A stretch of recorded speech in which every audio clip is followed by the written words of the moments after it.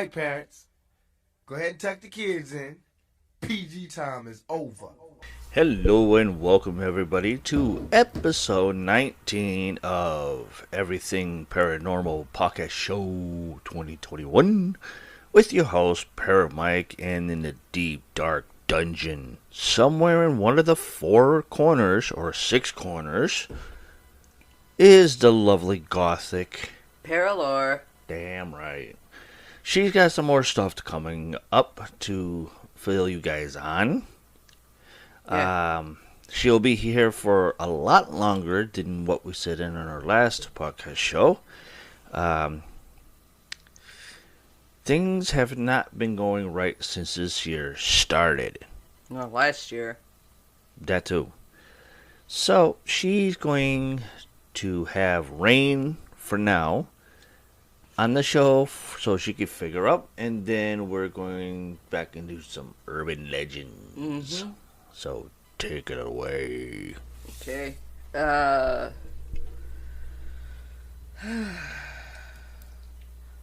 We are going to talk about, hopefully if I can find it. Alright. Lost it? Nope, I got it. We're doing classic songs that were banned for the most ridiculous reasons. Radio stations, of course, have censored or banned records for almost as long as they've been playing them. But since the coming of rock and roll in the 1950s, I don't know if you want to call that rock and roll, many famous songs have been banned from airplay or even removed from records for a number of unusual reasons. Let's see. In fact, some of your favorite classic hits that seem boring at best have actually been censored, and it's a startling discovery. And of course, before we talked about Imagine by John Lennon. John Lennon was a very controversial figure. Who would have thought John Lennon from the Beatles was controversial? From his activism to his songwriting, he was someone who was an easy target for censorship. His song Imagine was targeted after the 9/11 attacks in 2001 and in 1991 during the Gulf War. Wait a minute. 2001, 9/11, John Lennon has been long dead. How the fuck was that even censored? There's no cussing on it. Ironically, this is a song about peace, but the line, Imagine there's no heaven, really? You're gonna ban it for that? Had religious groups up in arms. Shocking. The censorship didn't stop the song from being a chart-topping smash hit, though. So, the dead music artists actually know how to go around that. But the line, Imagine there's no heaven, it's not fucking... Oh my god. Yeah, religious groups have to have their freaking panties all in a bunch. Louie Louie. I don't even know who the hell that is. That was a song a long time ago in that era. Okay. Which was also played on the movie Animal House. Louie Louie. Oh. Louie the Kingsman? No. Oh. No, it was a song. Oh. The Kingsmen's version of Louie Louie faced bans on U.S. radio due to obscene lyrics. There was a 31-month, that's a time range, 31-month FBI investigation into the song after the band tried to cover up the racy content by slurring the lyrics. You want to slur lyrics to fuck people up, get drunk and do it.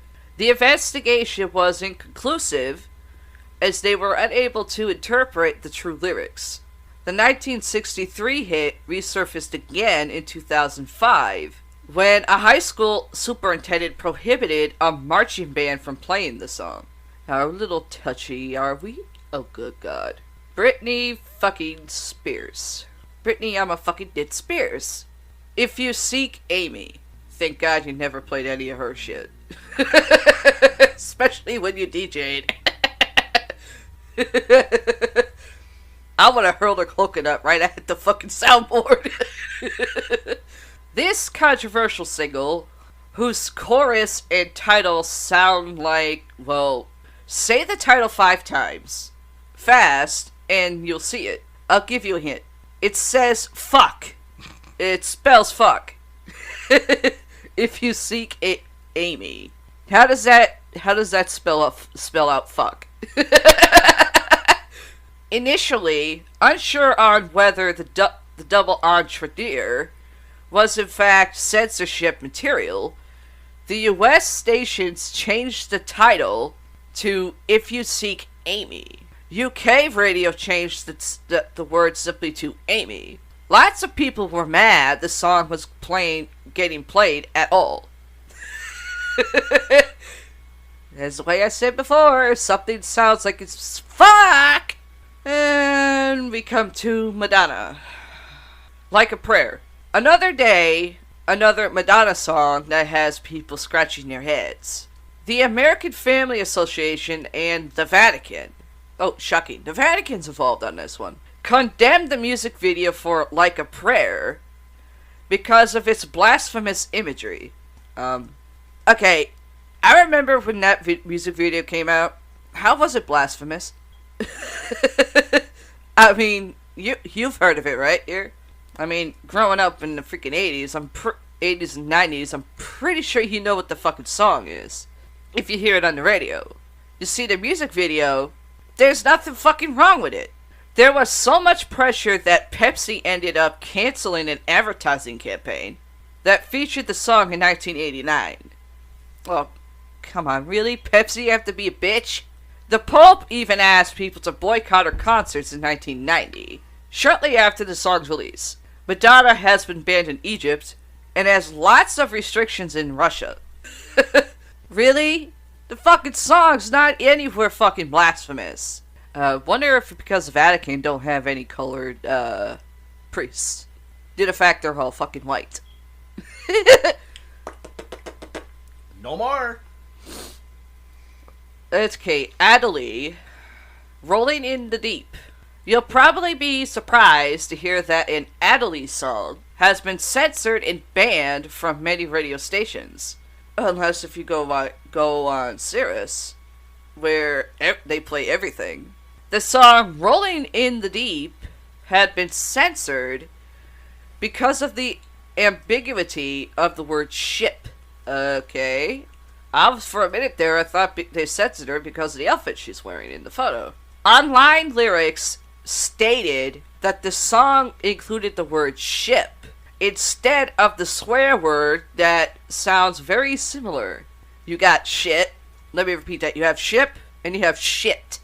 Okay, I can understand where that can be kind of misheard if it's in music. You think it's ship, but then you're hearing shit. You think shit, but you could be hearing ship. So I could kind of see. But her handwritten lyrics actually feature the explicitive word. Oh, it's explicit now.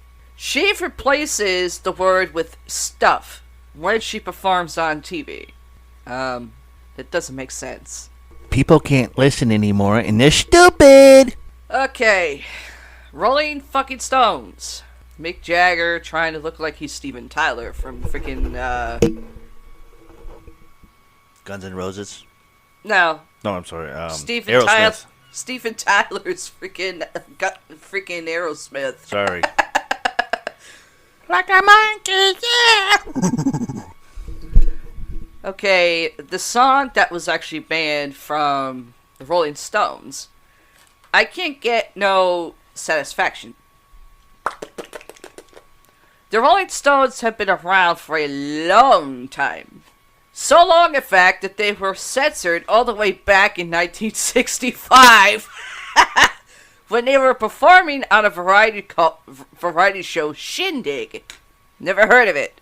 The line "trying to make some girl" had faced criticism for its innuendo and critical statements about commercialism. Weirdly enough, when the Rolling Stones performed at the Super Bowl in 2006, it was the only song that they didn't have to censor.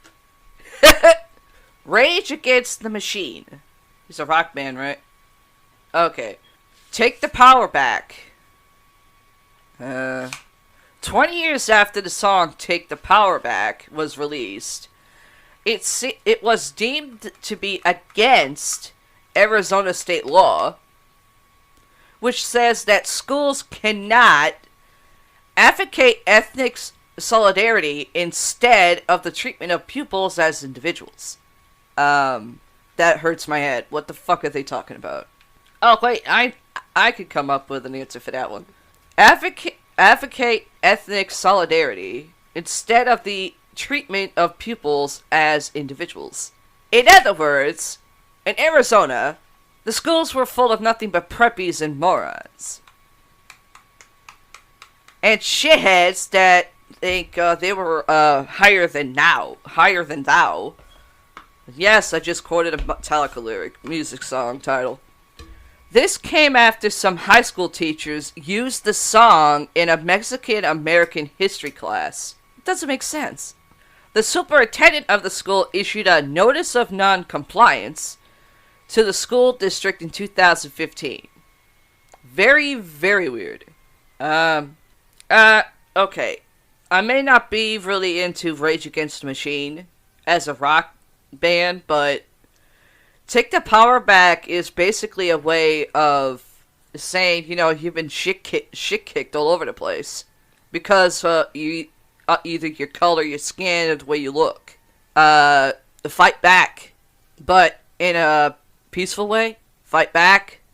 Kids.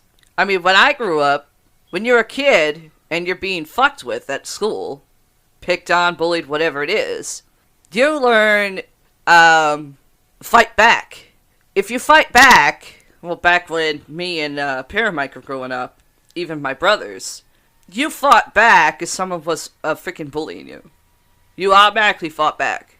Whereas now, by some teaching of some parents, we don't believe in fighting, so we're gonna allow our kid to take a fucking Uzi and shoot up a fucking school class.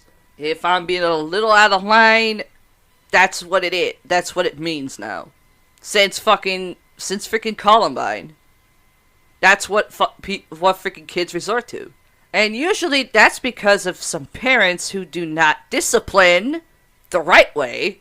If you look around and you see some parents just staring at their acting out kid and do nothing, that means they should not have that kid.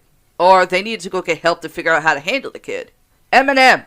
Oh, that's surprising. A rap guy actually had a song that was banned? The Real Slim Shady. I've heard that song on the fucking radio when MTV started doing fucking rap instead of rock music. I've heard his music on the radio. I've seen his music video. Yeah, they're censored a little bit, but they're not banned. If I remember correctly, every rap artist, they do the real version, then they go and do a cleaner version. Which, if you're someone who likes to do top 40 in high school, you can't really do either or you can, but the clean version and the unedited version is kind of hard to actually do. Prime example, I actually did for doing like a concert storyline thing in Florida when I wrestled or started wrestling. I chose the song "It's Your Fucking Nightmare" by Avenged Sevenfold against someone else who was doing Eminem. You guess to figure out who won, because I said fuck the edited one. Yeah, and with his music, he always has that sticker that's right there on if it was LP. Yeah. Old-fashioned records, retro days. Yeah. And on his CDs, he has that sticker. Parental guidance. So if people miss that special sticker on either LPs back then and CDs now, you can't see that, you're fucking stupid and don't need be in that business. Even I know that. I look. Yeah. I look at every CD of different artists, and I always look for that sticker. If I don't see the sticker, I'll play it. Yeah. If I see that sticker, I'll still play it. Oh yeah. But you know where when you're DJing at a radio station, you know where to freaking hit the mute button. Exactly. Because being a DJ for whatever, radio station, having your own DJ business, you have to listen to every single song. That also includes if you're a sound tech DJ person in a wrestling promotion. That too.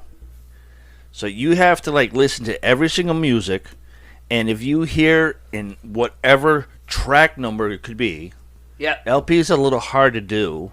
Yeah. I learned that the hard way. Yeah, they are. Because when you go through a training class, they don't teach the LPs.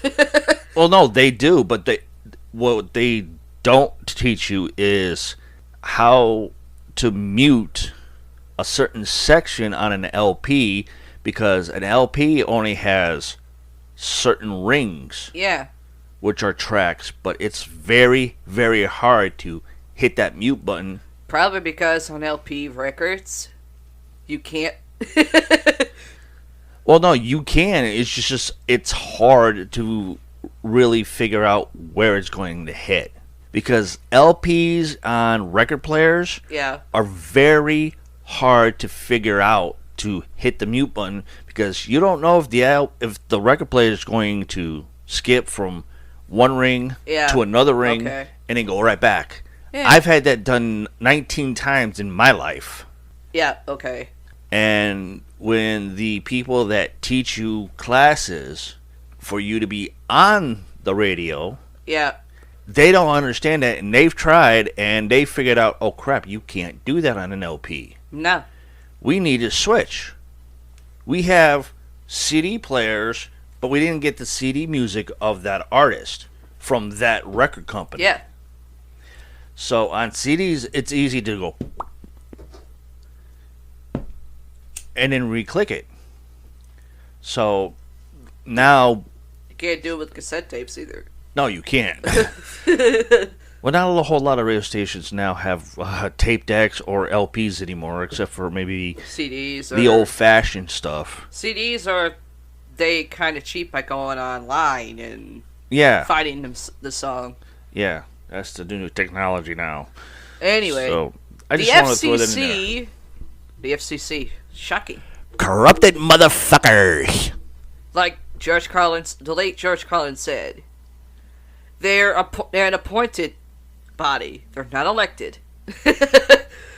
Fined a Colorado Springs radio station in 2001 for playing the clean version of the song. What? Like I said, FCC are corrupt motherfuckers. Hold on. The clean version has no explicit language in the clean version. The FCC had a problem with the sexual references and themes. What the fuck you think rap is based on? Stupid.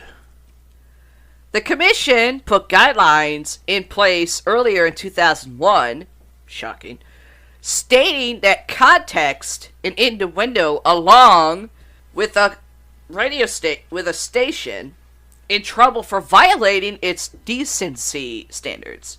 Needless to say, that makes many Eminem songs hard to play over the radio. I've seen the music video. That was never banned. Yeah, no shit. But yeah, radios will still play it. Huh? Radios play it. I'd like to know what radio station that was banned on, since it doesn't say it in there. Colorado Springs. Yeah, I know. There's a bunch of them in Colorado. I know.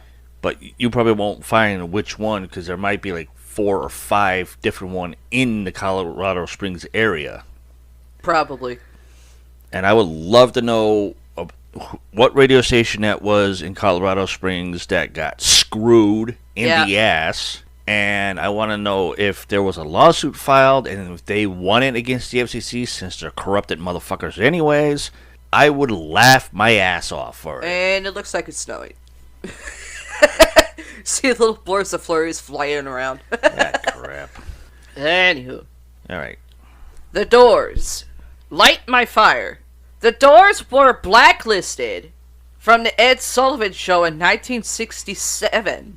After failing to change the lyrics "Girl, we couldn't get much higher," which seemed to be referencing substance abuse. Well, shit, if you took a look at the fucking Doors, lead singer Jim Morrison was originally had originally agreed to self-censor on the show, but he could not resist presenting his work in its true form. The BBC banned the song 24 years later during the Persian Gulf War because of the word fire. How is fire, the word fire, banned on a fucking song? Someone explain that to me. Like I said, it's stupid. That's well, all it is. It's stupid. Even the late George Carlin said on one of his later comedy specials, which were usually on HBO, the FCC weren't really clear on what he couldn't say. Because he called them out on it. Yep. I believe it was the 7 things you can't say on radio or TV. Yeah, then it turned into a fucking so-called plethora of it, which... He won. He won that lawsuit. I know he did. On top of that, a long fucking list you supposedly can't say on TV. Or on the radio. Exactly. And he actually said it on one of the radios. And I believe that was 1975. He was at a university. Yeah. I believe. Well, would he wear the bell-bottom pants? Or... Yeah. Okay. Bell-bottom pants and a blue shirt. And he was talking about it and everything. He said, the 7 things you can't say on radio or TV. He went down the whole list. Cunt, fuck, motherfucker, tits. Yeah. No, that's 6. What's the 7th one? Oh, wait, come. No, I can find that and throw it up here so everybody can hear it. But he was working with somebody, I can't remember the guy's name. Yeah. And one of the students in the university was there for his concert. Yeah. Comedian concert. Actually said the radio station. And it was hilarious at first. And then it's like, wow. The FCC is still trying to pull a lot of bullshit. Yeah. Since they don't know what the fuck they're doing. Nope. And he won that lawsuit as well. Yeah. So did the radio station. So it's like... And on top of that, the FCC took him to court afterwards when he did George Carlin at Carnegie Hall, where he had a long fucking list of what you can't say on TV or the radio. He won that one too. Okay, next we go to is the Notorious B.I.G. Juicy. I guess it's not all that surprising that Biggie had some songs that were banned. His smash hit, Juicy, is another example on how tragic events can provoke censorship. The line, time to get paid, blow up like the World Trade. Oh god. Okay, yeah, I can understand. Was removed from the song following the 2001 9/11 attacks. The song was originally referencing the 1993 attack on the World Trade Center bombing, and the phrase blow up was used as slang for getting fame quick. Okay, that I can understand. The Kinks. Okay, anybody know who the fucking Kinks are? You got Lola. me on that one. Huh? You got me on that one. Lola. The upbeat track about a young man who has a romantic encounter. Oh my god, really? With a transvestite? In Soho, London. Didn't even attract controversy in the way you think. Well, there were radio stations who did ban it for that reason alone. Shocking! BBC Radio found a different problem with the song. What's the difference? What's the different one?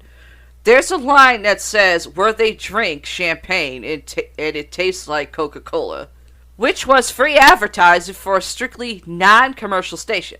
They had to re-record it and change the word to cherry cola. Weird.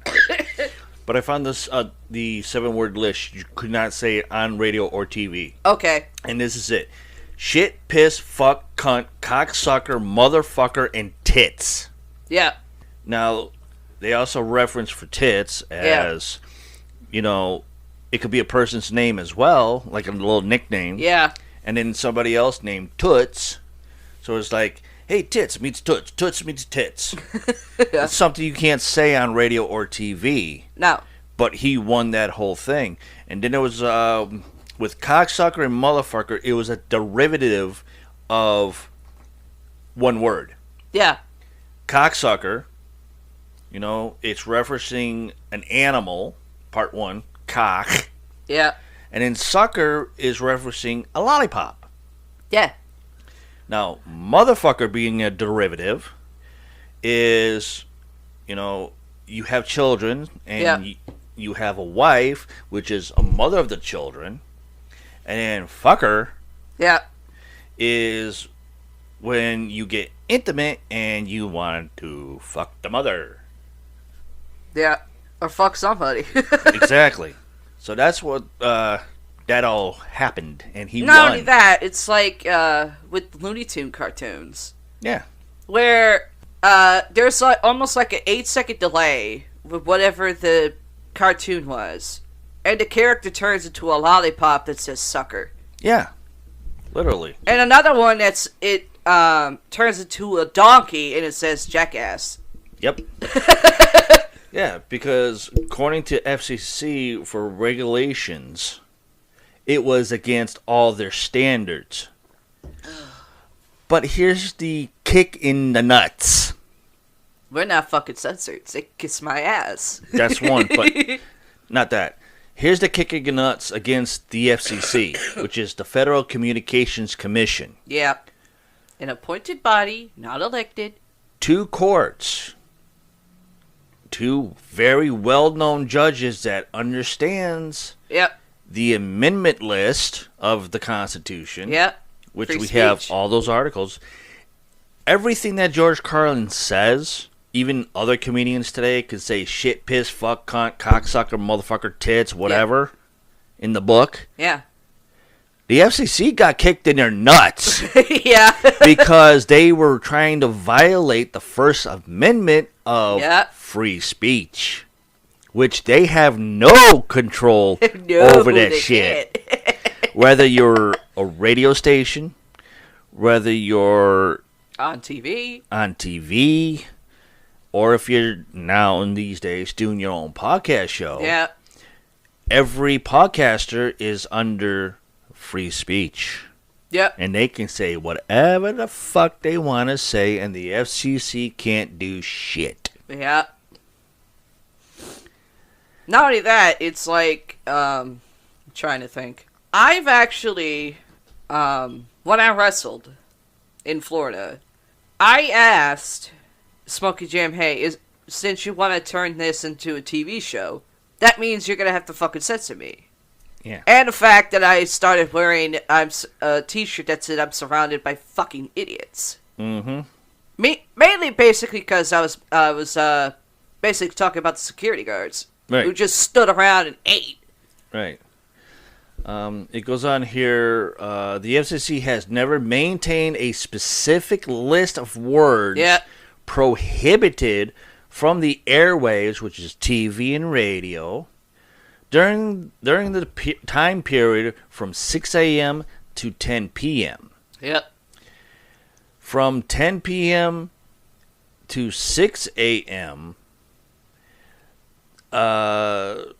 broadcasters the right to broadcast indecent but not obscene material between the hours of 10 p.m. and 6 a.m. Yep.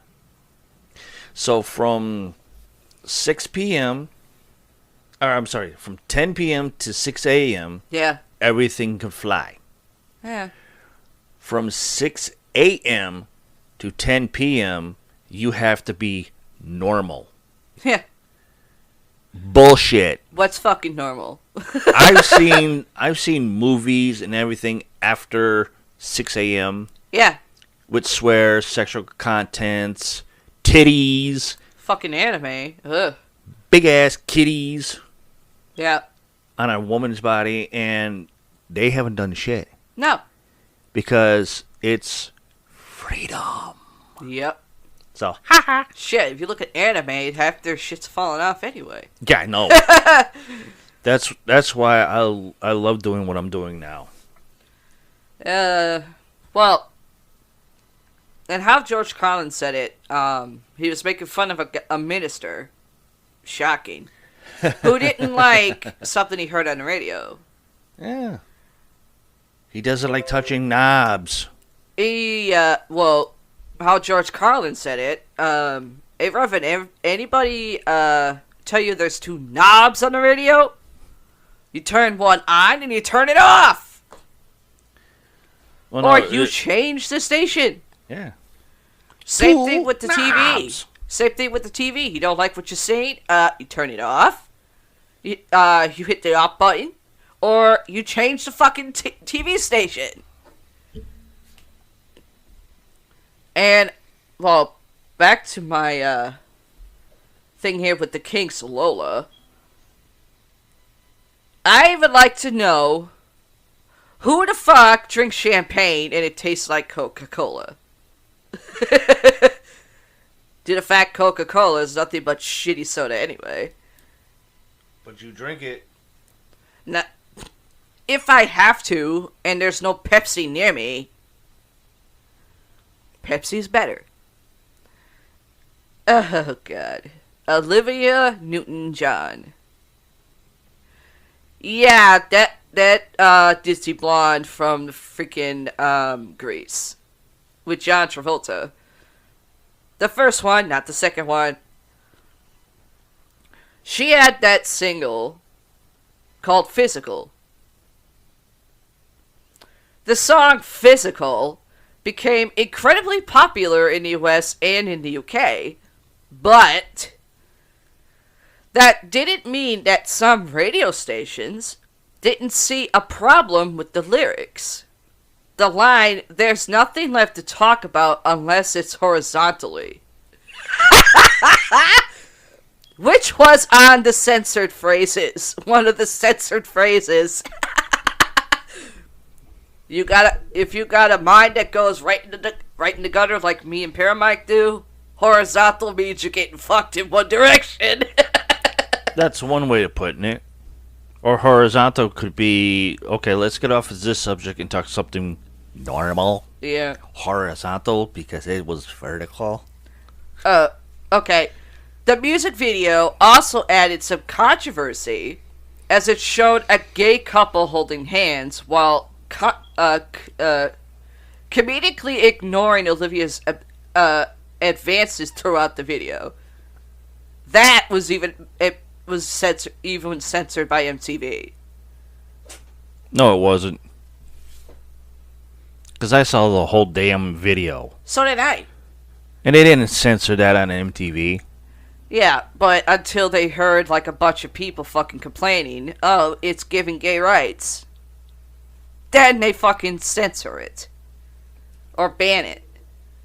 Fucking They stupid can kiss people. my fucking ass. Hell, I prefer to be hanging around gay people, period. Nothing good to be hanging around with straights anymore. Even that's coming from someone who is straight. Who has two gay brothers. One of them who doesn't know how to freaking say hi. Sorry, bro, I had to go there. Phil Collins, In the Air Tonight, was banned. Hold on, let me say it first. I know what you're thinking. How can anyone ban the song In the Air Tonight when it has such an iconic drum solo?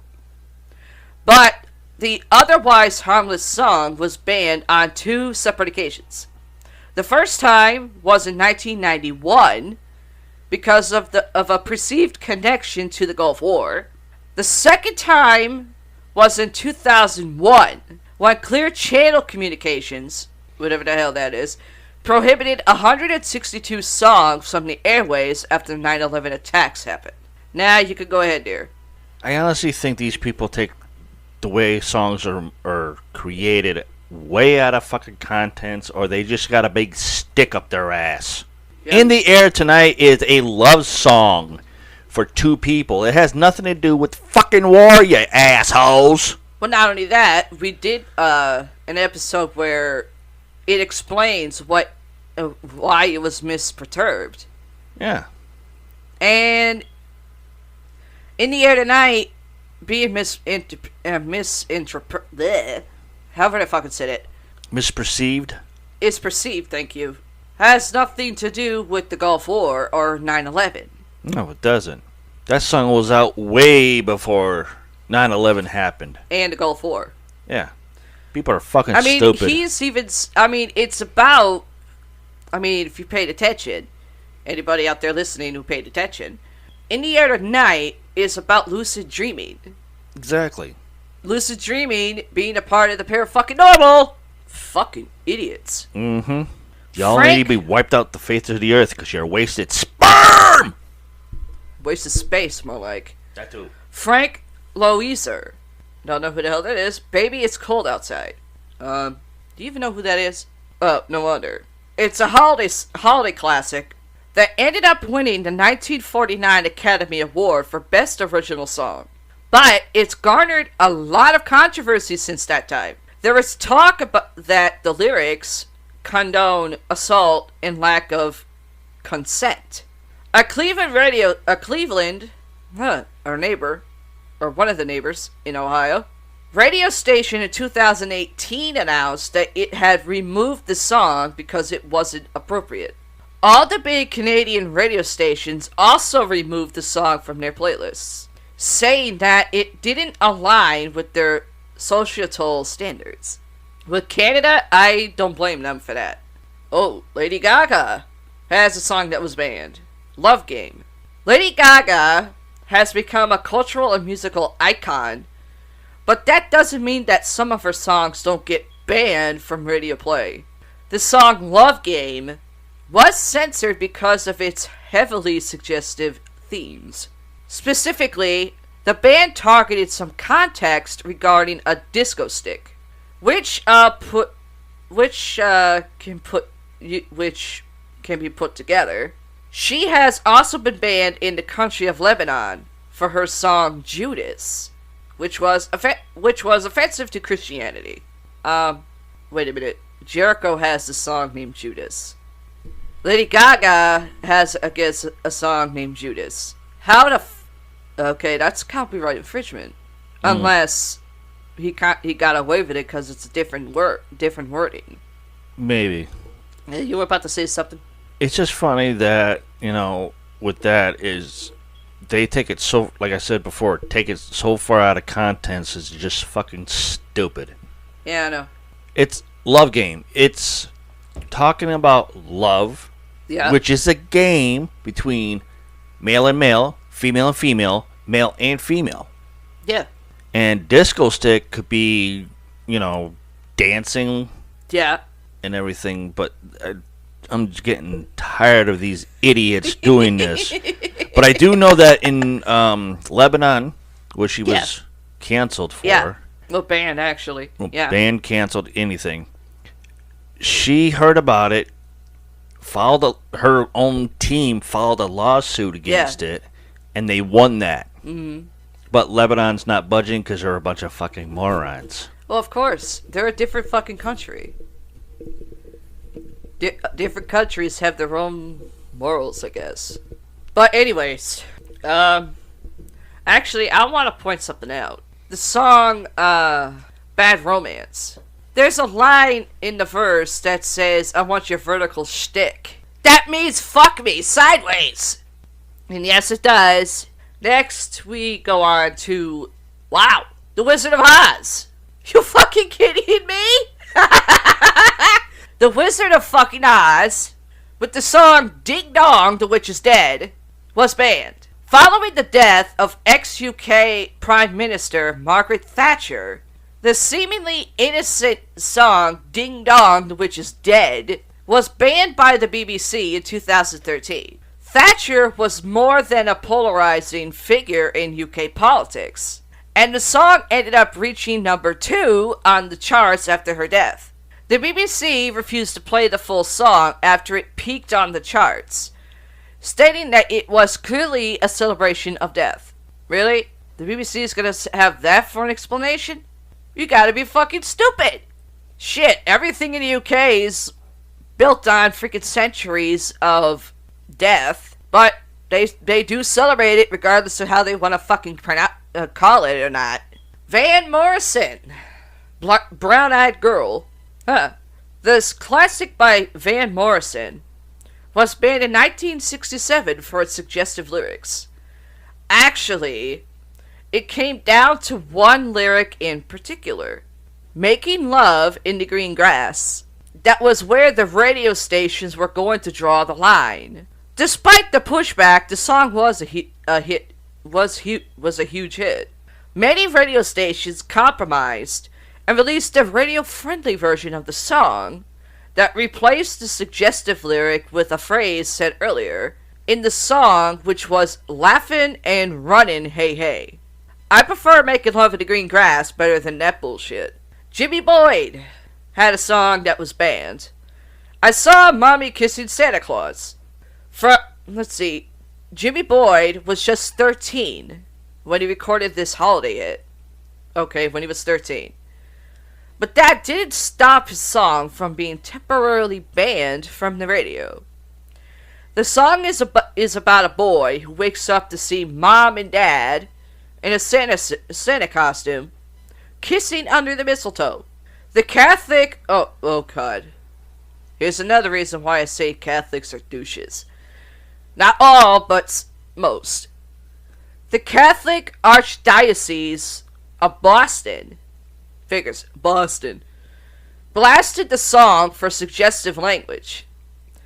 They said it linked Christmas to sex.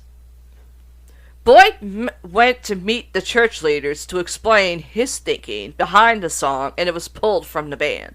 Okay, I don't listen to Christmas songs. I do not. I hear a Christmas song unless it's like legitimate freaking comedic versions.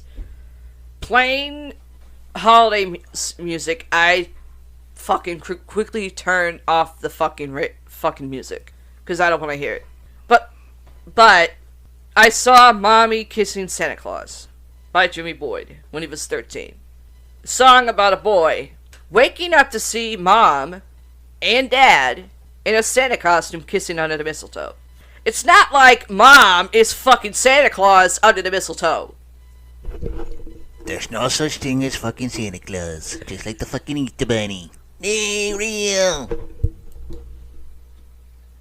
And again, this is uncensored, so if you let your kids listen to it, that's not our problem.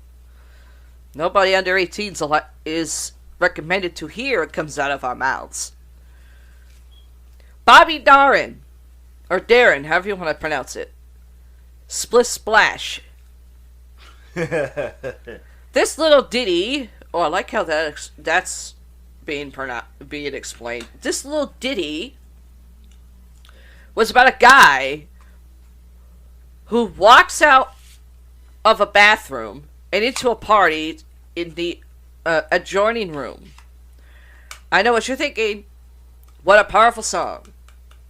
It was banned for an excellent reason. There was no mention of him putting his clothes back on. Splish splash, I was taking a bath. All on a Saturday night. So yes, they decided in 1958 that the song was about a man walking into a party naked, and therefore it needed to be censored. Well, actually, if they want to go that route, there is something called sunbathing, where you're on a beach and you have no clothes on. There's skinny dipping. You go swimming and you have no clothes on. That song's still being played. No shit. just not being shown on TV or whatever. The Everly Brothers? Unless it's an elephant. That too. Because that song still goes on TV. Not only that, Split Splash was also one of the songs from the movie with Tom Hanks where he actually meets a mermaid. Splash? Yeah. Okay. The Everly Brothers, Wake Up Little Susie. Oh my god. That song was before our time. I know. 1957 hit showed how easy it was in the 1950s to have a song banned. It was number 1 on the charts, yet some radio stations still didn't play it because the lyrics raised a serious question, leaving us to wonder about what were those kids up before they fell asleep. What? I'm gonna say it again. Some radio stations still didn't play it because the lyrics raised a serious question, leaving us to wonder what were those kids up to before they fell asleep. Think.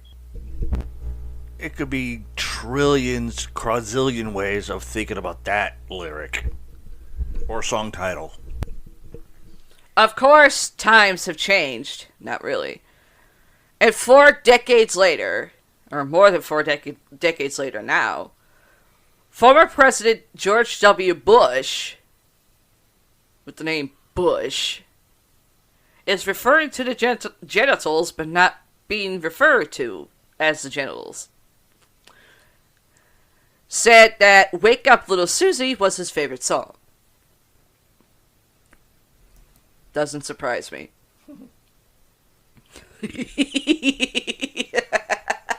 We talked about this song in one. Hold on. What? The song title's named Wake Up Little Susie. Yeah, Wake Up Little Susie. How is that deferred from 2 boys Yeah. for the song to a girl's name Well, I think that the song is referencing to for the title?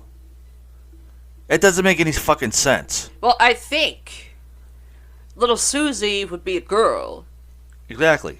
in being referenced in the song, and Little Susie would have had other kids around her. Yeah, probably in a dream. If it has the word wake up. I don't know. Some people, their minds go in really weird places. Waste of space, time, and sperm. We had talked about this song in one episode. Peter, Paul, and Mary. Puff the Magic Dragon was banned at one point!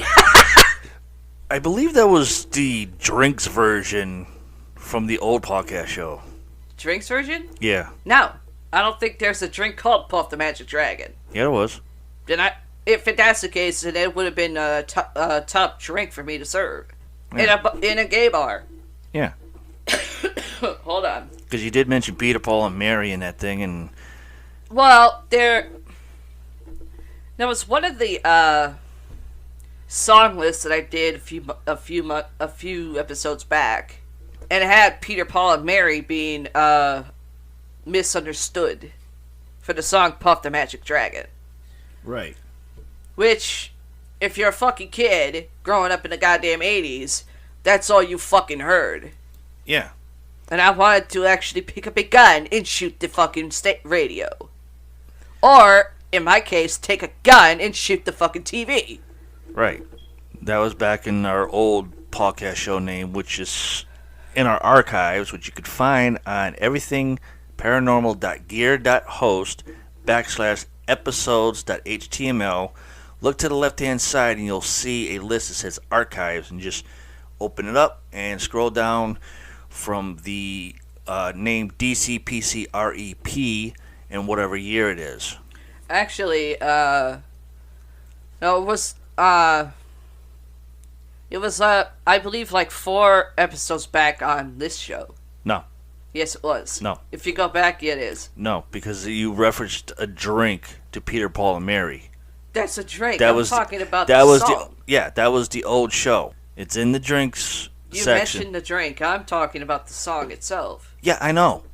But that story right there goes with our old podcast show in the drinks reference because you mentioned Peter, Paul, and Mary in the damn thing, and I made fun of it. I'm gonna read what it's saying and then I'm gonna prove you wrong. Even though the composer of the song, Puff the Magic Dragon, insists that it isn't talking about smoking something, yeah, it is, that wasn't good enough for then Vice President of the United States, Spyro Agnew, from deeming it pro-narcotic. He called for a ban of the tune, which was granted to him. Despite powerful voices coming up against the song, it ended up being a smash hit for singer Peter, Paul, and Mary. Again, Puff the Magic Dragon, if you're growing up as a kid, you're seeing the cartoon of a fucking boy imagining a fucking, having an imaginary dragon before he grows up and forgets his childhood. And to be honest, in the cartoon, the boy's actually almost preteen. What do preteens do first? They start smoking weed. And then they start and they're showing that, I want to say, comparison. When you start smoking weed, or doing some type of drug, you're gonna start seeing shit. So Puff the Magic Dragon, in a couple episodes back, where I did misinterpret songs, a list of misinterpreted songs. Puff the Magic Dragon, Peter, Paul, and Mary was on that list too. The Who, not Guess Who, the Canadian band, but The Who. My Generation. This is The Who's baby boomer anthem. In fact, it's number 11 on Rolling Stone's list of the 500 greatest songs of all time list. Beg to differ.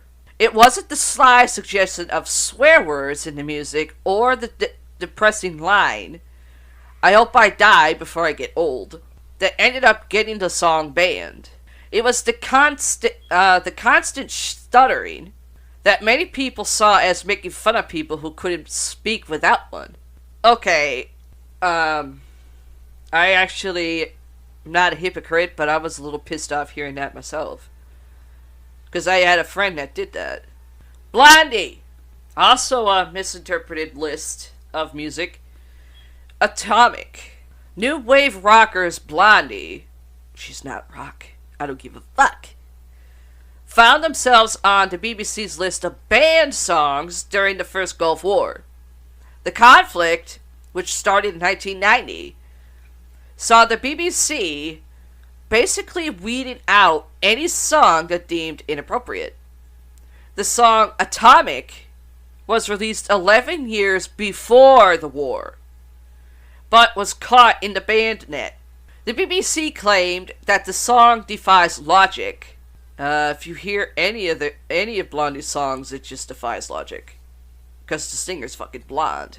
And the title was deemed too inflammatory for airplay while the conflict was ongoing. It's actually about sensual explosiveness, but okay.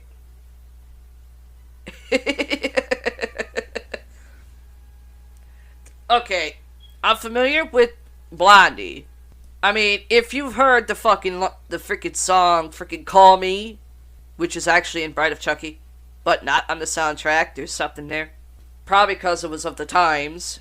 And Blondie also did a version of, Hit the Road Jack, I think.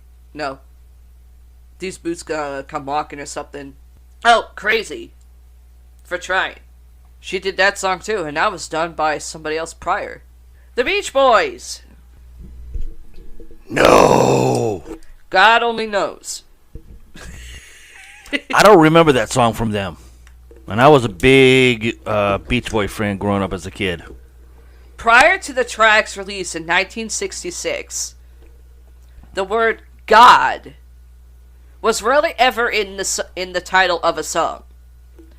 Although the song never refers to a specific religious figure. Shocking. Leave it to the religious faction to fucking have a titty twister about it. Brian Wilson said it could refer to any higher force, It was about moving forward after loss. Look at my fucking life and see if you can get over that. Including losing one of my brothers. It was banned by some radio stations across the US. It was accused of being blasphemous. Shocking. Like I said, religious figures thinking it's blasphemous. Oh boy, if only they heard the song 60 years later. Lord, or Lorde, if you want to fucking pronounce it. Royals. The listeners of 2 San Francisco radio stations made sure that they weren't going to be hearing Royals anytime soon. The song was banned in the area in 2014 due to an upcoming baseball game between the San Francisco Giants and the Kansas City Royals. If that isn't a dumb fucking reason to ban a song, it's not that sad. The song was the unofficial anthem for Kansas City. So the song antagonized Giants fans so much that they wanted it banned. The ban was lifted after the World Series that year. If that ain't cause for a fucking lawsuit, I don't know what is. Well, the band won that lawsuit anyways. I know. And so did the state of Kansas. I wonder if any of the fans who did get that banned got found out and was sued on top of it. Oh yeah, it was. All the Giants players were pissed. Now they have to suffer with it. John Layton. Johnny, remember me. John Layton, star of the television series Harper's West 1, scored his one and only number 1 hit of his track Johnny Remember Me. If he has only one and only number 1 hit song, that means he was a one-hit wonder. Released in 1961, Johnny Remember Me, the song is regarded as a death disc, which were popular at the time. It tells the story of a young man haunted by his dead lover. Yet, it was banned by the BBC, although it wasn't the only death disc banned from around the same time. BBC, which is basically like UK stations and stuff like that, the whole UK countries are basically upgraded buildings on top of haunted ones. Or are haunted. Which is surprising the BBC would think a song is considered a death disc. George Michael, I Want Your Sex. I beg your pardon? I don't remember that fucking song. I remember hearing Careless Whisper. I remember I Want to Talk About Sex. I do remember that song. Huh? I do remember that song. The track was George Michael's first solo single after splitting up with Andrew Ridgeley. Wham! Figures. The other half of the pop duo Wham, which Paramike just shouted in my ear. At the time, it was one of the few words that involved fornication in the title and was quickly banned by the BBC. However, it wasn't just the title, but people, though the song was provocative and was encouraging people to participate in mindless physical relations during a time when AIDS was a major concern. Okay, there's a double-edged sword. Yeah, because MTV played it more than once. Yeah. Radio stations have played it more than once. Yeah, in US. UK, it wasn't allowed. Tom Robinson. Glad to Be Gay. Yes, that was a song title, people. By 1976, there was no secret surrounding Tom Robinson's sexual orientation. He originally wrote the song for a gay march parade, leading it to become an official gay anthem in the UK. After releasing the track on an EP, whatever that means, it was banned by BBC and they refused to play it on the Radio 1 charts show. This is mostly for the song criticizing British police and as well as the decriminalization of homosexuality by the 1967 Sexual Offences Act. Yeah. Which means the UK is only good to visit. Gang of Four. I Love a Man in Uniform. The British post-punk band Group of Four had originally been censored once from the air in 1977, Paramike's birth year, for their tracks He's a Tourist. But that didn't stop them. In 1982, a year after I was born, the band released their album Songs of the Free, which featured the song I Love a Man in Uniform. Yet, even though the song was making its way up the charts, it was soon deemed as inappropriate. British troops were entering the Falklands War. Shirley Bassey, Burn My Candle. Burn My Candle was Shirley Bassey's first single, released in 1956, when the young singer was just 19 years old. The song was written by Bessie, in hopes to make her stand out, which it did.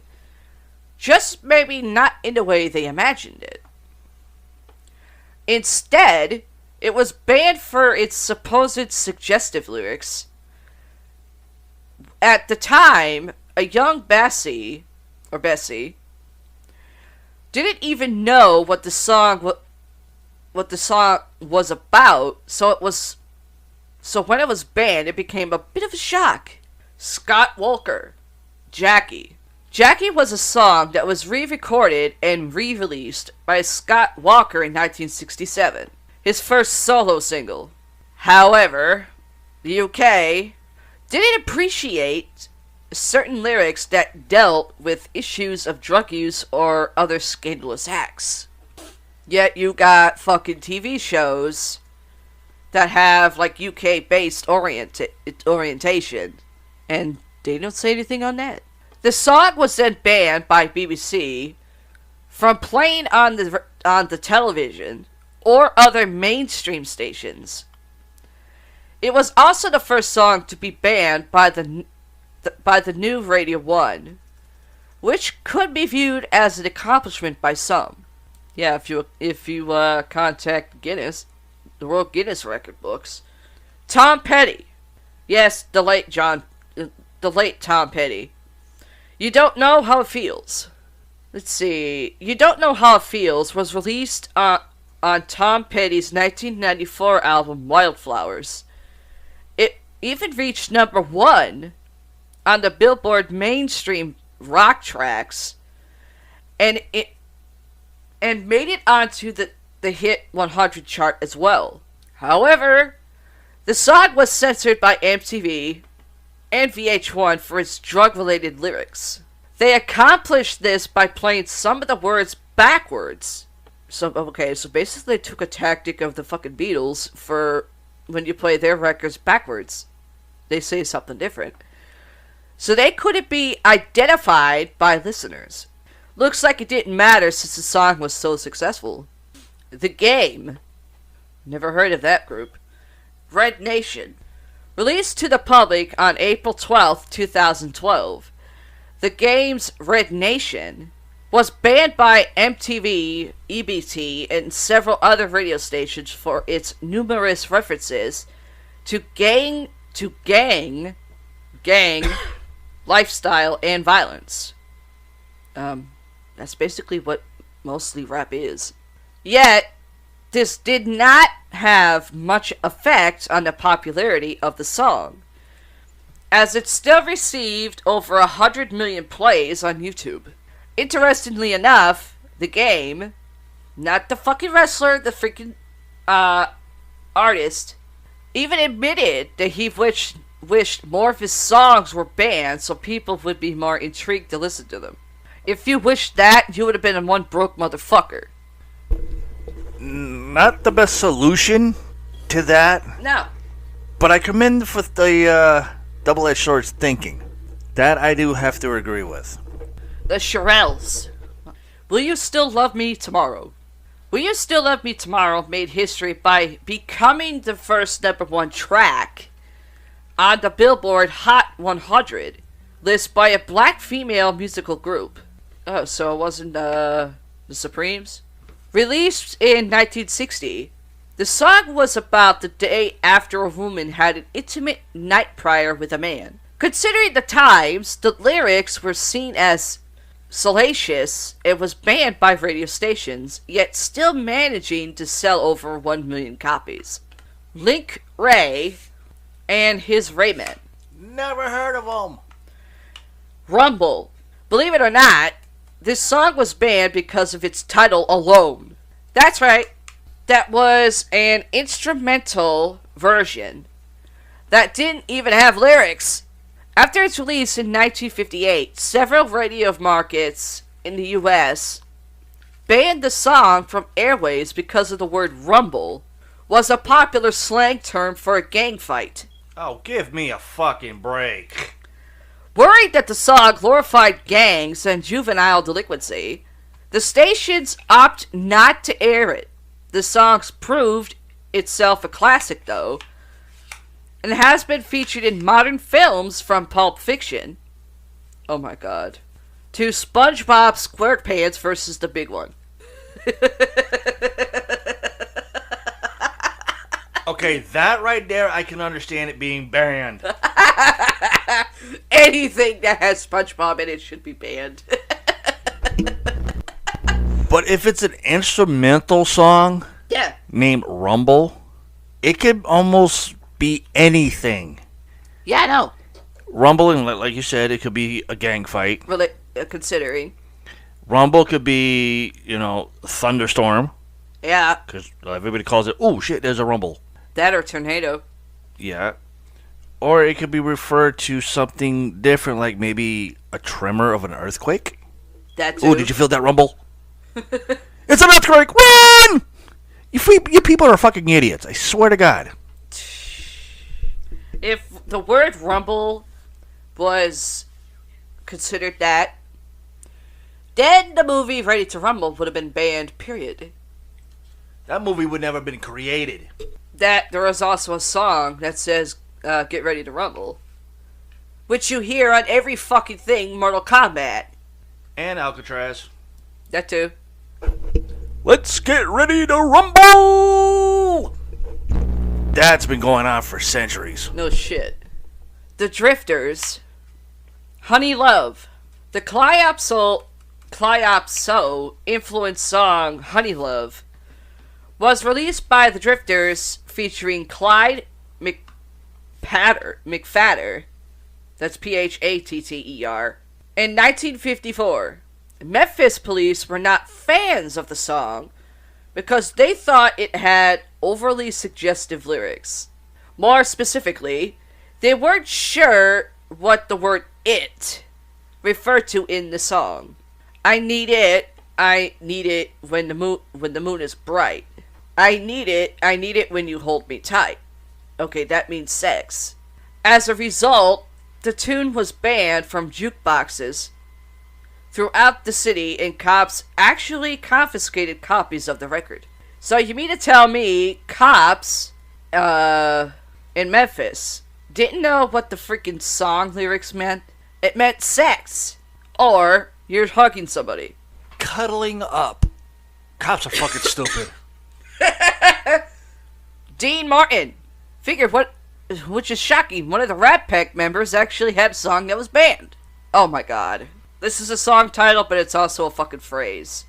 Wham bam, thank you ma'am. It's not terribly difficult, to guess why Dean Martin's song, Wham bam, thank you ma'am, was banned in 1951. Some people found the lyrics too suggestive. Decide for yourself what Mr. Martin was hinting at with the words. I looked at you and I thought I knew just how the game was played. My shirt tail ran right up my back, just like a window shade. Yes, I'm reading the lyrics. 'Cause wham bam, you broke my heart and hope that you had fun. Wham bam, thank you ma'am, hope you're satisfied. Okay, that means, in reality, and you got a brain that thinks, that's a sex reference. A one-night stand. And that's even that phrase is even in some movies, like Martin Lawrence said with that movie where he's a thief but he's playing a cop, portraying a cop. Oh shit! I forget what. Oh, Blue Streak. He says something similar, but it's wham bam, thank you, officer. Donnie O'Brien, 4 or 5 times. 4 or 5 times was originally recorded in 1927 and was covered several times after that without controversy. But when Donnie O'Brien, a woman, oh shit, it was a woman, released a version of it in January of 1951, and it was suddenly deemed too suggestive by radio stations and the FCC. In Taboo Tunes... Oh wait, hold on. Oh yeah. In Taboo Tunes, A History of Banned Bands and Censored Songs, author Peter Blecha wrote that the banning of the disc, disregarding whether or not the song was actually about surreal sexual encounters, revealed a gender-based double standard at play. Do they even know what a gender-based double standard means? I didn't think so. And that's it for that one. You can take over for a bit, dear. I need a breather. You're gonna love the next one I got for emails. If you see this giant lizard in your town, call the authorities. Go ahead, dear Hugh. That should be a good one. I'm taking a breather. Go ahead. That should be a good one. Hang on, I gotta switch monitors here. Huh? I have to switch monitors here. Sorry. Because I had to move the recorder over to my second monitor, and I was trying to create a episode 19 video on my other thing. But when I was going through the internet looking for a little bit more stories, I actually found one that I did not know happened. What? Today. Radio host Larry King. Yeah, what about him? Died this morning at the age of 87. There's a kick in the nuts. Reaction to the death of Larry King, whose broadcast interviews with world leaders, movie stars, and ordinary Joes helped define American conversations for a half century. King died Saturday, which is today, at Cedars Sinai Medical Center in Los Angeles at the age of 87. Maybe that's tobacco in the tubes. I'm going to make one after I have mine. That kind of sucks that he just died today. Well, shit, he's been around for like, what, eons? About that, which is kind of shocking. Goes on here, Larry King was a Brooklyn boy.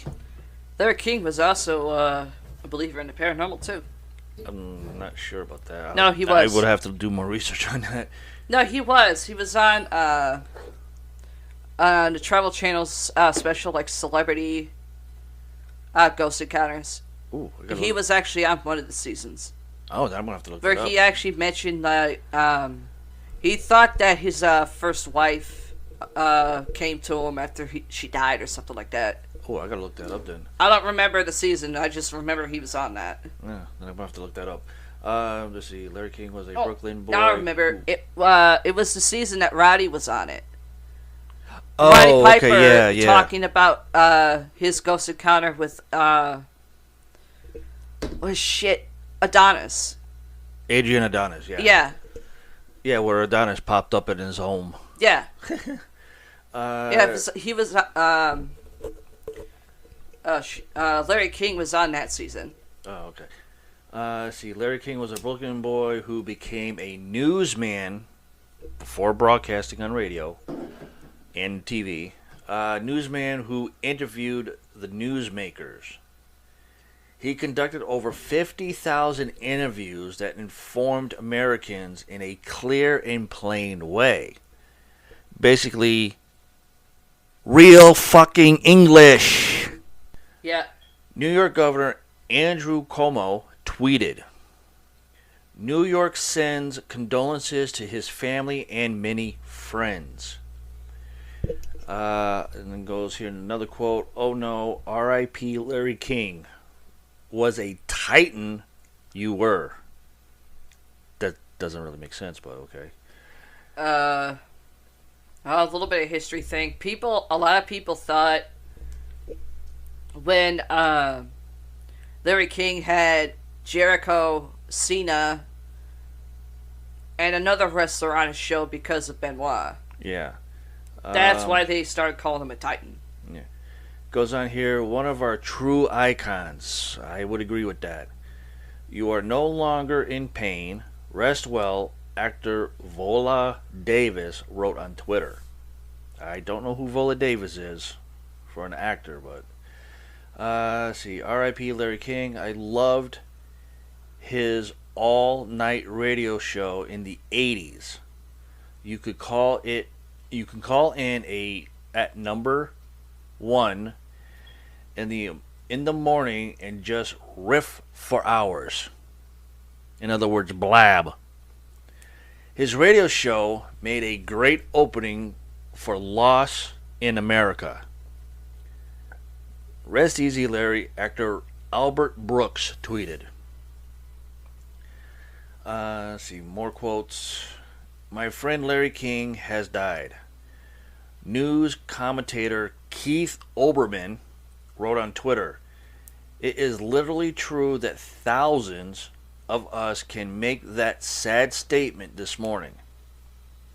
Sounds like he was really hesitant to come out and say something like that. Yeah. Probably because he didn't want to believe it. Yeah. While he was easily I don't even know this word. Words are hard for me. I'm going to spell it.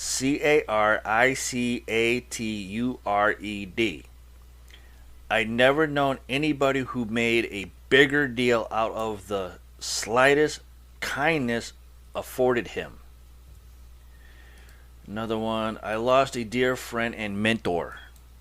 Truly an American treasure. Rest in peace, Larry King. Ryan Seacrest tweeted. Goes on here, more RIPs. To the legend, Larry King. God bless him. Entertainer 50 Cent wrote on Twitter. Yeah. That's all he has in his bank account is 50 cents. Thanks for the countless interviews and insights, Larry King. You understood human triumph and frequently equality well. And that is no easy feat. Yeah. Which is shortened for feature. There was no one else like you, and you shall be missed. Rest with the heavens now. Actor George Trekkie tweeted. George Trekkie is one of the characters named Sulu on the old version of Star Trek. He was the helmsman. Goes on. This one's from CNN. It is with emotion and affection that I remember hashtag Larry King, king of the talk show and legendary face of CNN, remarkable individual.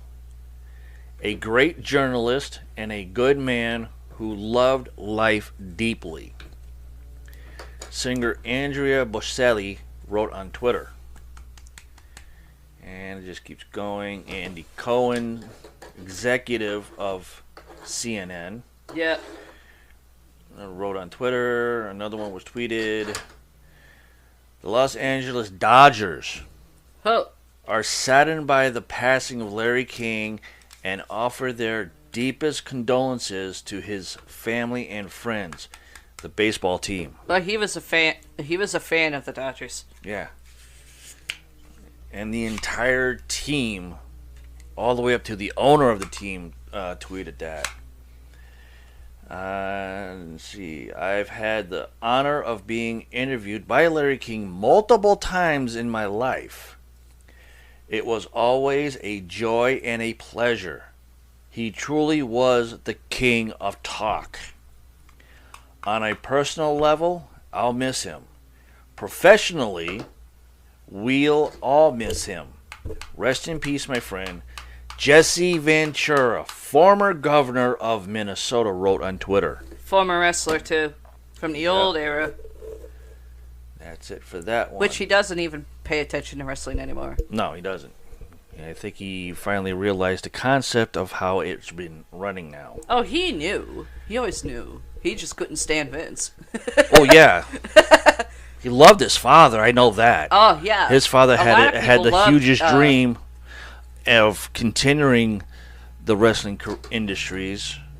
I know, a and lot of everything. people loved Vince's dad. Oh, yeah. Vince takes over and... All hell goes nuts. It went nuts after, Actually, it typically, it didn't go nuts until Owen died. Then it got really nuts. And Yeah. people started dissing him for it. Yeah. Oh, wait, that's because it wasn't Vince who came up with that fucking storyline idea. Exactly. It was fucking Russo. Yeah. Vince Russo, who doesn't know shit! Yeah. Oh, wait, that's right. Roddy even called him out on it. Yeah. I know you probably won't know this TV show, but What? I do. Because I used to watch it and I loved it. That's what got me into other things on TV at the time. What? Barney Miller. You're right, I don't. One of the actors from Barney Miller has passed away. Okay. His name is Gregory Sierra. And Nope. Sierra is spelled Sierra. The actor known for his roles on Barney Miller and Sanford and Sons. I did not know that one. Because I used to watch Sanford and Sons as a kid, but I don't remember him being in that one. So I might have to look back in that archives. Has died at the age of 83, according to the Hollywood Reporter. A family spokesperson told THR that Sierra died earlier this month after a long battle with cancer. Sierra was best known for co-starring on the first 2 seasons of Barney Miller as the emotionally vigilant Sergeant Miguel Chano. I can't pronounce his last name, but it's Amanguale. Okay.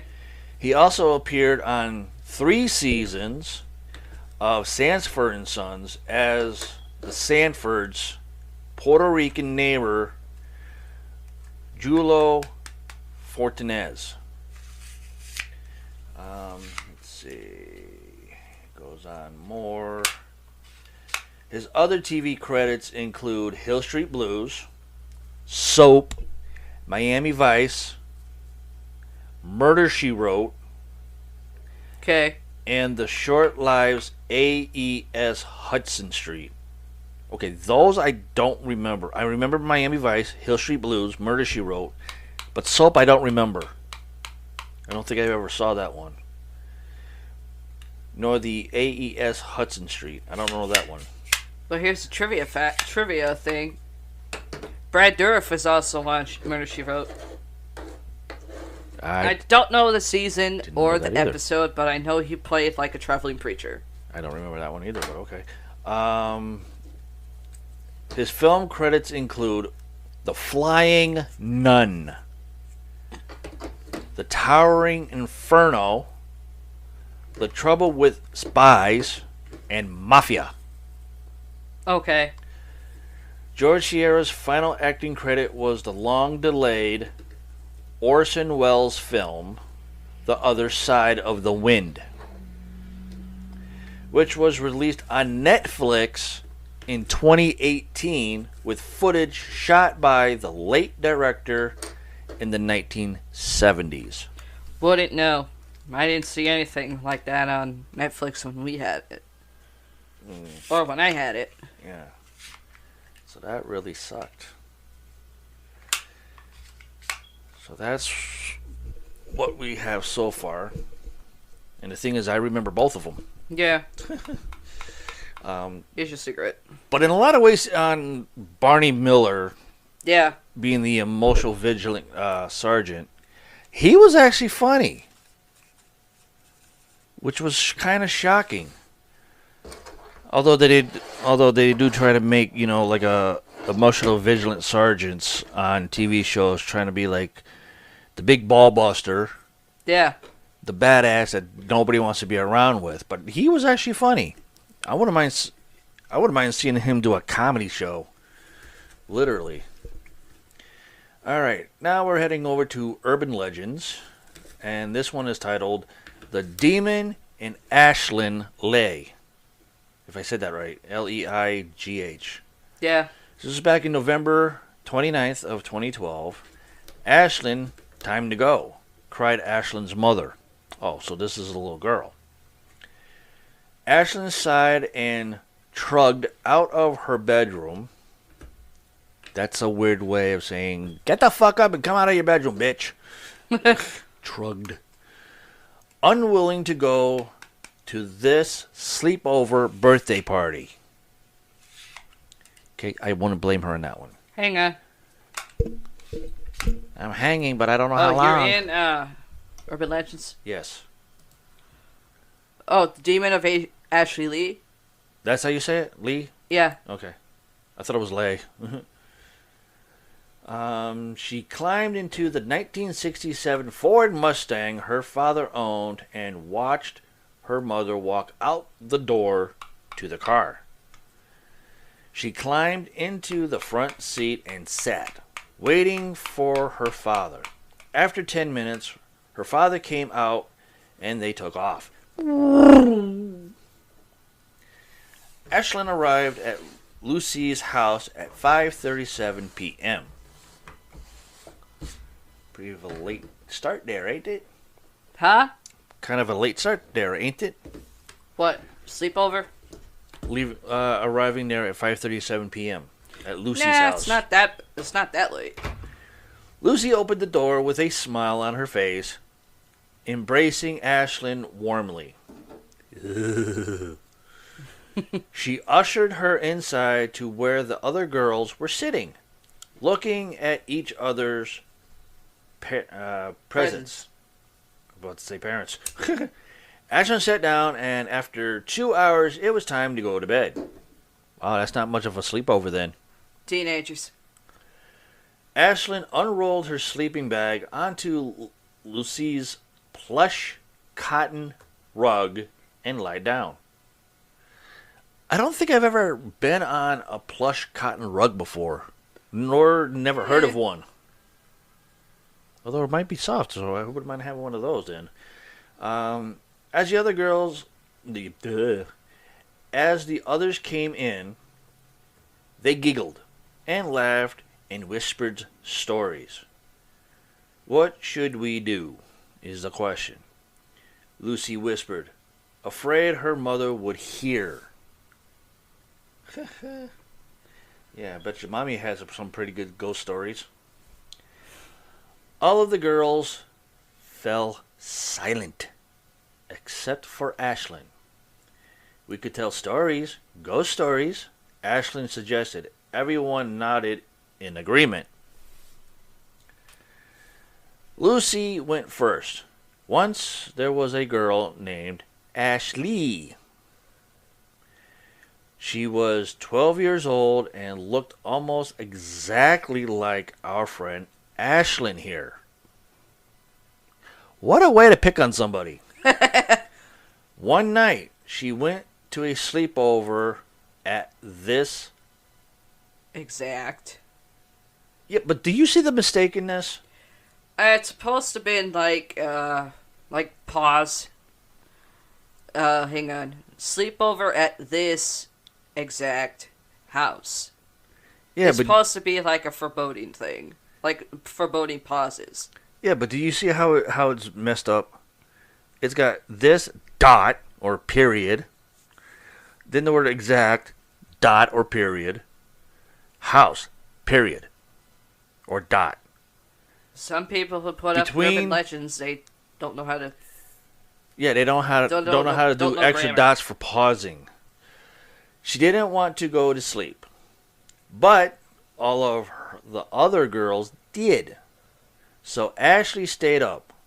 That night, a demon with big yellow teeth and beady black eyes snuck in. Wait, Richie was in it? Sorry, bro. I had to.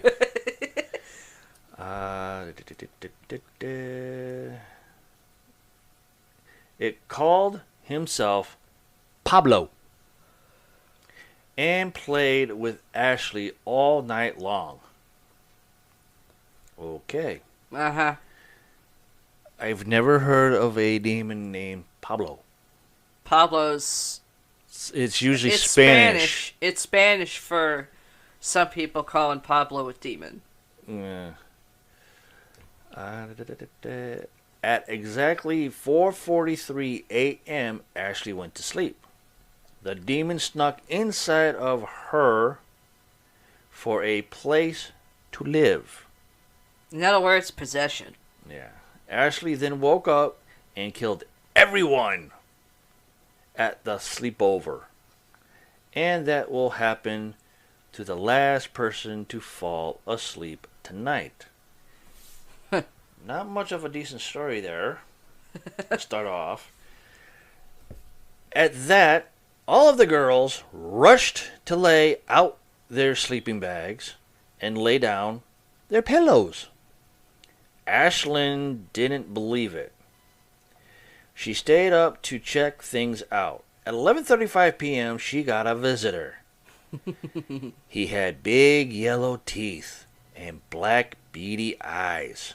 Richie, stay out of this story. He introduced himself as Pablo, and they played all night. At exactly 4:43 a.m., Ashlyn went to sleep. I felt like I just read the damn thing again. Yeah, gets better. The demon snuck inside of Ashlyn and awoke her. Ashlyn rose from the sleeping bag and walked to her bag, where she pulled out a large knife, which had not been there before. She walked over one by one to each girl and slit their throats. Then she got to Lucy, who had been horrible to her. Well, that bitch deserves to die then. She raised the knife above her head and brought it down once on the right eye, once on the left eye, and once exactly in the middle of the throat. Ashlyn slowly dropped the knife, which lodged in Lucy's stomach, and walked out the front door. Never fall asleep at a sleepover. This will happen. With love, Ashlyn Lee or Lee? Lee. And the funny thing is, it was sent in by an Ashley Lee from Baltimore, Maryland. Yeah, I just saw that. Holy crap. Go figure on that one. Let's see. What's the next one? Hey, my computer just went nuts. Okay, what's Just the next pause. Okay, where is it? Oh, here we go. Back to this story. The giant lizard. If you see this giant lizard in your town, call the authorities. In the final act of the shit sandwich of last year, 2020, giant dog-sized lizards, not native to the U.S., are invading the southeastern part of the country. These four-legged creepy crawlers, which can grow up to 4 feet in length, that's what he said, that's what she said, are known as Argentine black and white tigers. And after either escaping or being released from captivity, the lizards are swarming some U.S. states, which could prove to be a significant problem for vegetation and local wildlife, according to National Geographic. Tigers are considered an invasive species. If you see one of these lizards roaming around town, you should call the proper authorities for your region. Let's see. Where did tigers come from? Although the lizard is only native to South American countries, The species first popped up in the U.S. as pets in Florida. Shocking! Florida! After some were set loose, they quickly began to populate. Well, no shit. Recently, the pest has been spotted making its way through Alabama, Louisiana, Texas, South Carolina, and Georgia, according to National Geographic. Let's see,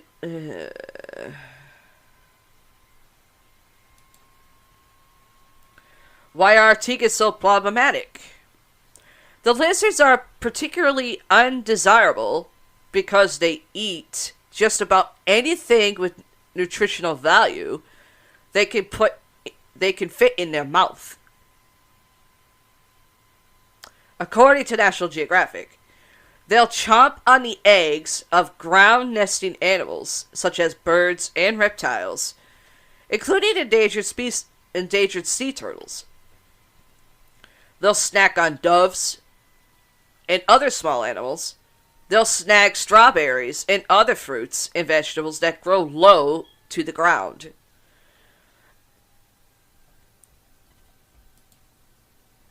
Can we get rid of the tegu? Due to the catastrophic effects this animal could have on our ecosystem, eliminating the tigers before they establish a permanent population from the U.S. is the goal, experts say. Oh yeah, just kill it. The hope would be eradication.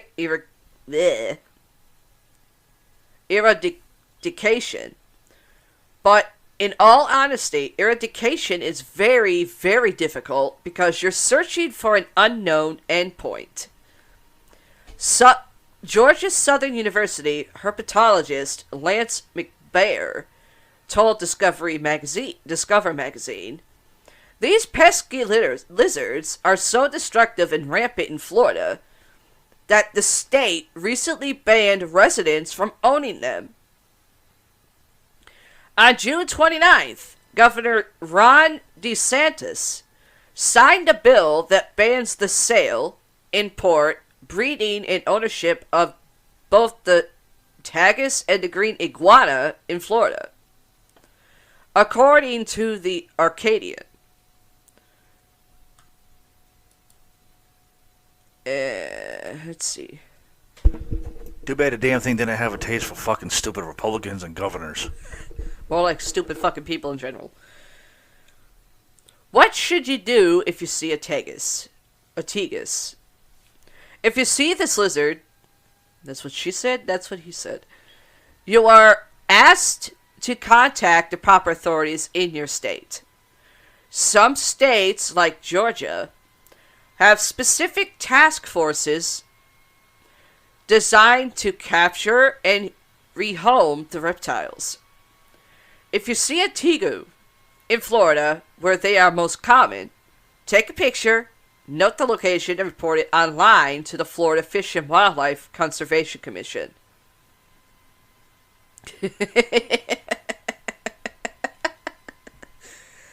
People are stupid.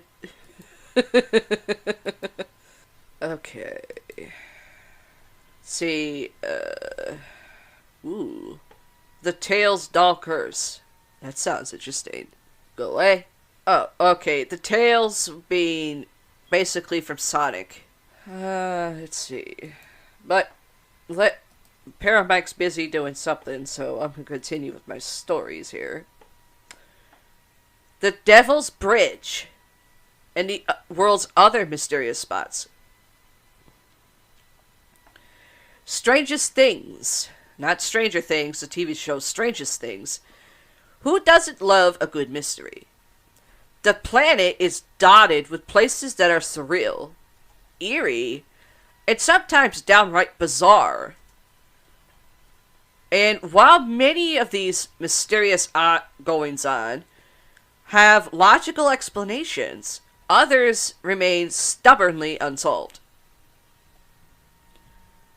Let's see. Of course, the Bermuda Triangle is number one. The Bermuda Triangle, covering around 500,000 square miles, which means more than 1,290,000 square miles, kilometers, between Bermuda, Miami in Florida, and San Juan in Puerto Rico, has seen more than 20 planes and 50 ships crash with no obvious explanation, and even some vanish completely. Theories range from suggestions of supernatural activity, basically aliens, to the more logical hypothesis that it's down to magnetic compass variation or rogue waves.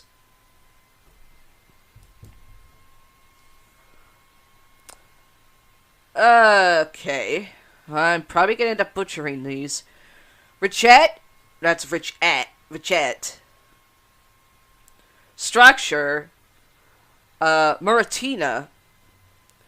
Astronauts have been watching the wretched structure, also known as the Eye of Sahara, in Oakwoodine since humans first entered space. Viewed from the International Space Station, the 30-mile, 48.2 kilometer, wide swirl resembles a bullseye or snail's shell. It kind of does. The logical quirk was believed to be a crater caused by a meteorite, but it's now thought it was once a dome that was eroded over time. Oh, shocking. Nobody thought aliens. Stonehenge in England. This circle of rocks. Oh, I like how they pronounce this. Circle of rocks. Have long been one of the UK's most well-known and mysterious sites, with historians and scientists baffled as to how its builders transported the monoliths 5,000 years ago. In 2019, Newcastle University, that's Newcastle in England, students may have solved the riddle when they discovered that humans, not aliens, may have dragged the rocks in place using sledges lubricated with pig fat. Lubricated. That's what he said, that's what she said.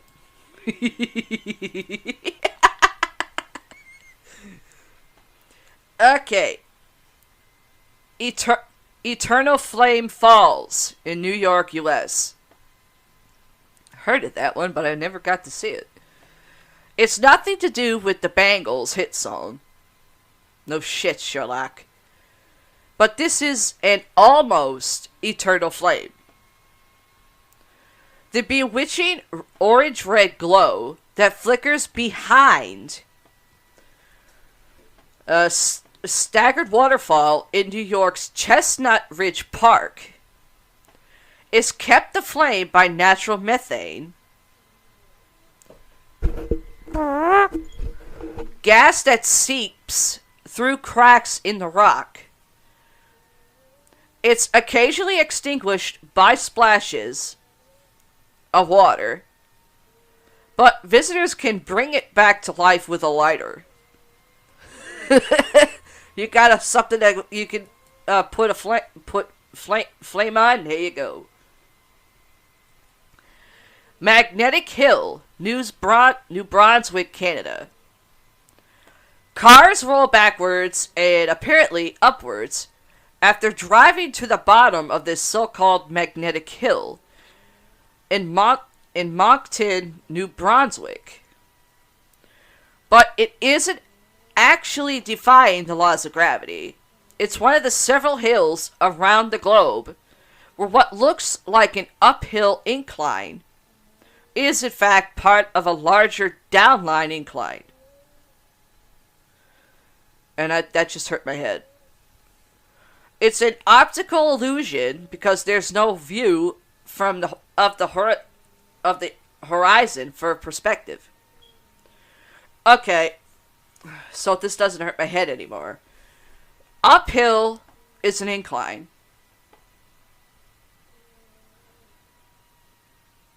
And the larger part of it would be downhill of an incline. Okay, here we go. Incline up, decline down. Well, it said incline. That's why it said. Yeah, incline is up, which I hate when it comes to hills. I know. Declining is perfect. You don't lose your breath. You don't hurt yourself. Your legs ain't hurting. But when you start going on an incline at a 90 degrees, forget it. Uluru, Australia. Uluru, or Ayers Rock, and Uluru Kata Tajuta. I think I just married something. National Park in Australia's Northern Territory has beguiled people for centuries and is a sacred spot for Inaugu people, with theories that it was formed by ancestral beings who shaped the world. In other words, they're thinking aliens. Science suggests the sandstone monolith began forming around 550 million years ago, and centuries of erosion and folding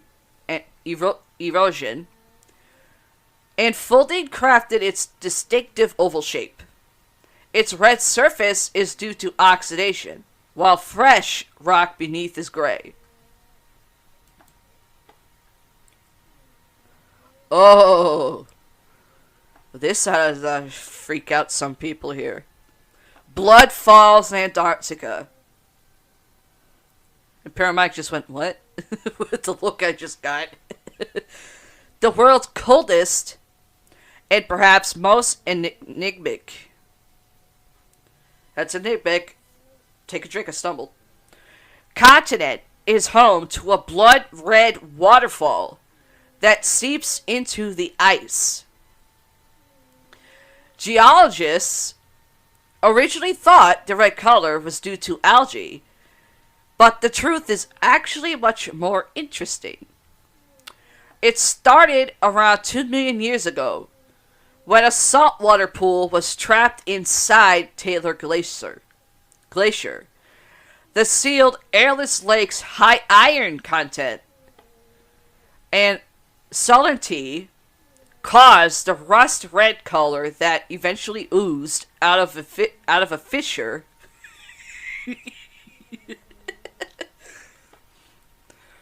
in the ice.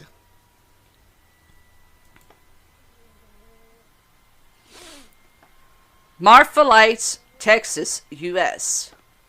On clear nights, lights twinkle on the horizon just outside the hip Texan town of Marfa, and they've been baffling onlookers for more than 135 years. The bright orbs throb, or some say, move across the sky. Even James Dean, in Marfa filming the movie Giant, was spooked and captivated by the still unexplained phenomenon. Doop doo doo doo doo. Phenomenon. Doop doo doo doo. Phenomenon. Doop doo doo doo doo doo doo doo doo doo doo doo doo. Yeah. Theories on what they are include UFOs, shocking, most theory, ghosts of Spanish conquistadors, and car headlights. I don't think car headlights would move across the sky.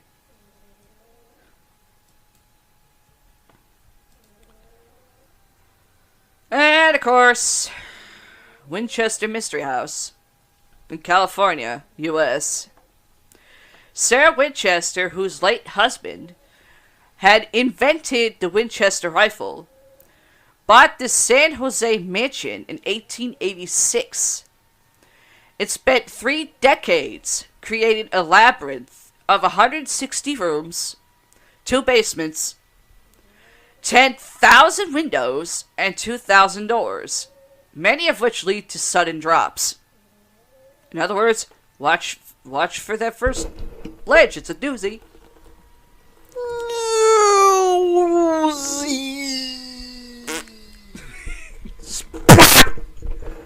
Staircases lead to ceilings and dead ends. That's actually true. A popular theory is that, haunted by those killed by her late husband's invention, she created a maze to keep malevolent spirits at bay. Okay. Back to my history teacher in high school, Miss LaForge, who always thought Sarah Winchester was a little bit nuts, to put it lightly. When I was pregnant with my first son, David, I actually went in there, into the house, because both my brothers Alex and Richie made a bet that I couldn't handle it. Alex was pissed because he was out of $600. And he had to foot 300 more. Actually, Alex bet me 300. And Richie did the same. I ended up getting 600 out of the bet because I could handle it. And the energy I was feeling was all over the place. So, I got 300 out of Alex. Richie, who was a little strapped, couldn't pay his 300, so Alex, being pissed, had to foot his bill.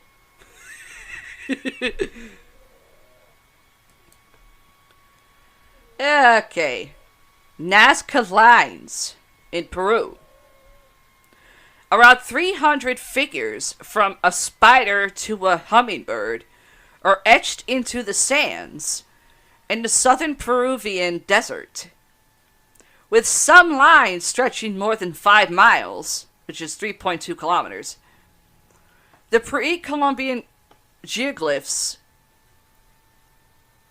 which cover around 200 miles, 323 kilometers, long, had celestial associations, or were seen as a giant calendar. What would that be? A zodiac calendar? Now, the most popular theory is that they mark the locations of rituals surrounding water and crops, although the truth remains elusive. Oh, wait, didn't George Gates, or whatever his name is, Josh Gates, didn't he investigate that in one of his older shows? Destination Truth or something like that?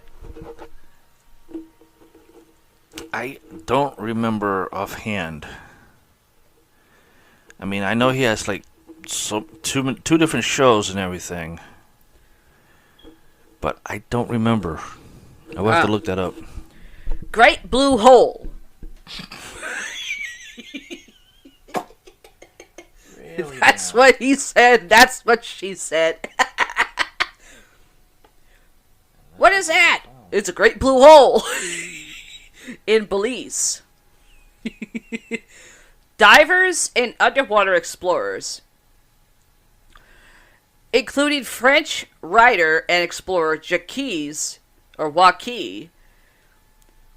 Cousteau, have fallen under the spell of the world's biggest sinkhole, which measures around 1,000 feet, meaning 304 miles, across, and plunges to 400 feet, 122 miles deep. Its deepest, darkest secrets remained a mystery until late 2018, when an expedition team, including Joaquin's grandson, Fabien Cousteau, And Sir, I'm pretty sure Richard's going to probably want to break something because, let's see, Sir Richard Bronson. I can see why Richie hates his fucking first name. Either it's a freaking explorer or it's a fucking psycho killer. Shot video from a submarine revealing stalactites and unidentifiable tracks. That does not explain anything. And of course, everybody's heard of Roswell, New Mexico, in the USA. Wait a minute. Roswell, there's a Roswell, Mexico. I didn't know there was a lot. New Mexico was part of the U.S. Roswell is perhaps the ultimate spot for alien conspiracy theories. The small New Mexico city hit headlines when in 1947, a ranch worker claimed to have stumbled upon debris from a flying saucer crash. It was quickly explained as a weather balloon that crashed, although the rumors never died.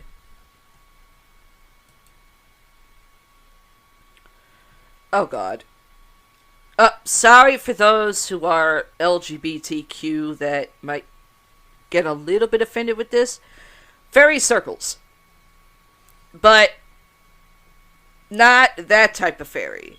Fairy as in wings. Winged little sprites who you want to take a tennis racket and swat it all over the place. Fairy circles in Namibia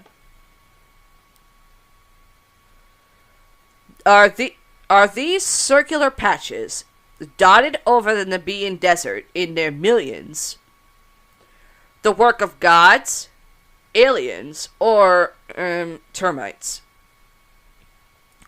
Obviously, one answer is less romantic than the others, but it's also the most logical theory scientists have come up with for the so-called fairy circles, which are only found here and in parts of Australia.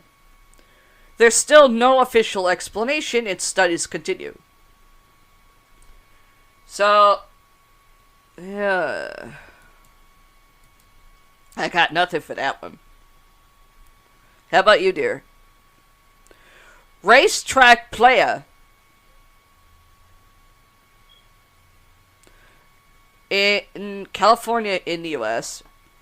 It is some unexplained magnetic force that causes rocks to glide across this cracked, dry lake bed in California's Death Valley, or the unseen hands of some higher power.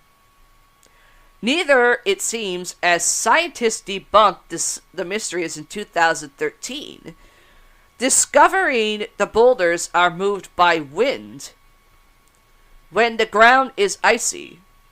It's still a hauntingly beautiful and delightfully odd place. I don't know. I have never heard of a fucking boulder slide across land that's desert. I have never heard of it, nor have I ever seen it. So I'm kind of like debunking that theory for the so-called scientists who thought that. Because me, of course, being a Ghost Adventures kind of nut, when they were doing, I forget the place they were at, but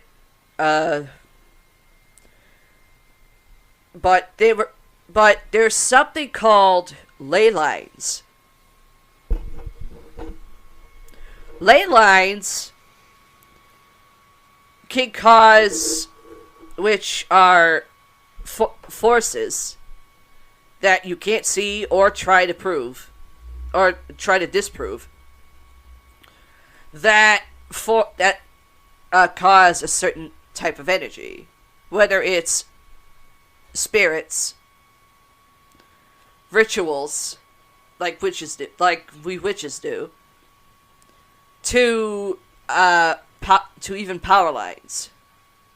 Power lines are a form of energy, which it's gathered from the ground. That was Ancient Inn. Well, that was the first time he heard of that, but the tour guide was a female, where they heard more about ley lines. I think that was Oregon? Huh? I think it was in Oregon or something. I don't know it. I can't remember where it was either. But I remember Mr. Humphrey saying something about that, and he showed Zach like a map and everything, and then he asked him about old it. Humphrey. Yeah, he asked about it, and he said, "Yeah, I know about landlines." Hold on.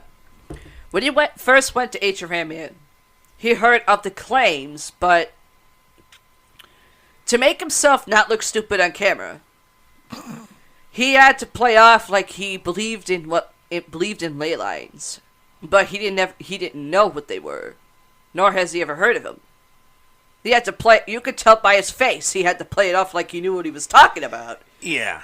Even though he was clueless what a fucking succubus and incubus was. That was hilarious. That was hilarious. Come here, succubus. It's incubate, hobbit taster.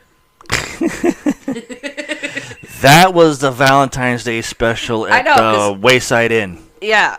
Nick and Aaron were... Well, Nick was more like teasing him on it than Aaron was. I mean, Aaron, he could understand why Zach was confused. Even though the historian didn't make much sense for Zach either. True. If people have heard succubus, incubus, but you don't know what they are, it's a demon that performs sexual acts, which is, in my opinion, the first demon that is transgender. Yeah. It attacks males. It attacks females. It grabs the sperm. We're going to Scotland. Aye, laddie! Loch Ness. Oh, not again.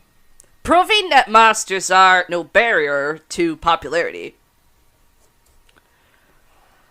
Loch Ness in Scotland is more famous thanks to the huge beast that may or may not lurk in its depths. They can't fucking prove that it doesn't. But they're trying like hell. No shit! The Loch Ness Monster, or Nessie, was first sighted in 1933, when a newspaper article dismissed the disturbance of the water surface as a duck fight. I think you can distinguish what a duck is in a fucking pond, or a fucking body of water, instead of a fucking beast. Quack, quack, quack, quack, quack, quack. An infamous 1934 photo of the long-necked creature was later admitted to be a hoax. Well, okay, that's why people are really trying to debunk the theory now. Because of that photo being debunked. Or, person who took the photo admitted it was a hoax.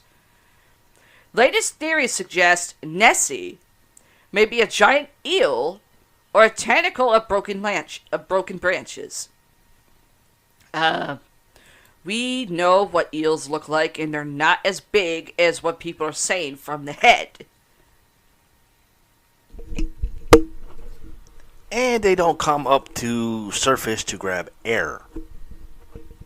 For all we know, it could have been a plesiosaur. I don't know. One of my homes away from home. And I'm giving Parent Mike here a guess on what that is. Well, you have two homes away from homes. Huh. You got Italy, and you have Romania. That one. Ta-da! Braun Castle.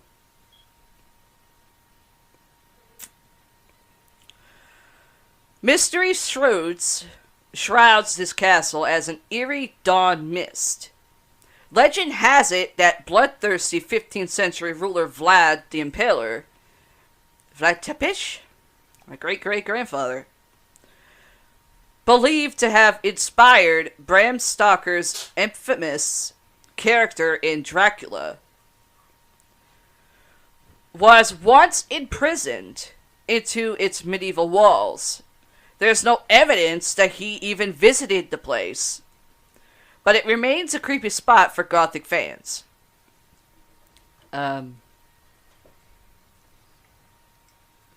That's actually one of the fucking legend rumors about Vlad.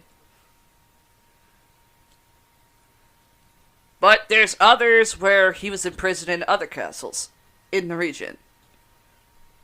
In fact, he's got like almost like so-called three fucking castles that are his. And the fact that Zach actually bought the real one, I'm a little bit pissed. The state of Romania. Hoia Baciu Forest. Sorry, Zach. I would have kind of looked at him like, you fucking are stupid. It's not gonna hurt you. Pretty much any forest can feel eerie when there's no one else around and the trees are clung with mist.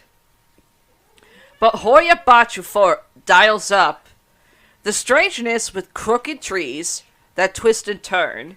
That's true. As if frozen in dance. Not dense, dance. Legends tell of alien encounters. Never heard of it. I've heard of those, but it was never proven. And people vanishing into the woods. It's dubbed the Bermuda Triangle of Romania. The biggest mystery of all is the clearing. Now, the clearing is a central area part of the forest where nothing grows. And no one knows why. Some thinks it was aliens. Well, being in that forest once, and Richie can back it up, I haven't felt anything that could be alien related. But I can actually say that there is a type of energy that can be overwhelming. For those who are empaths that don't really know how to hone in on the energies. Now we're going to Area 51 in Nevada, in the USA. We all know Area 51 in Nevada is a fucking military base. It's the world's most secretive airport, and synonymous with conspiracy theories. This still operational Air Force facility, like I said, it's a military base, known as Area 51, drew attention during its Cold War era aircraft testing, spawning rumors of sinister experiments, a staged moon landing, and a lab run by aliens. Entering the base is strictly forbidden, not to mention impossible. If you work for the government, it's possible. You can, but if you're not going in there. You show up there, you're getting shot. Pine Gap, Australia. The Oz, or ooze, equivalent of Area 51. Yeah, I'm going to say the Oz because that sounds more cooler. The Oz equivalent of Area 51.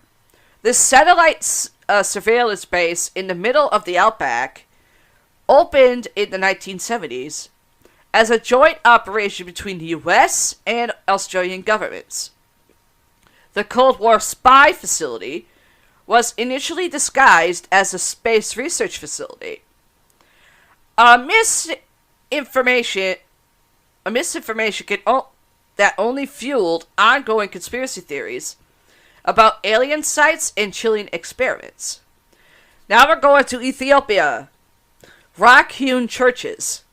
Yes, I'm going to say that again. Rock-hewn hewn churches in Ethiopia. The rose-hued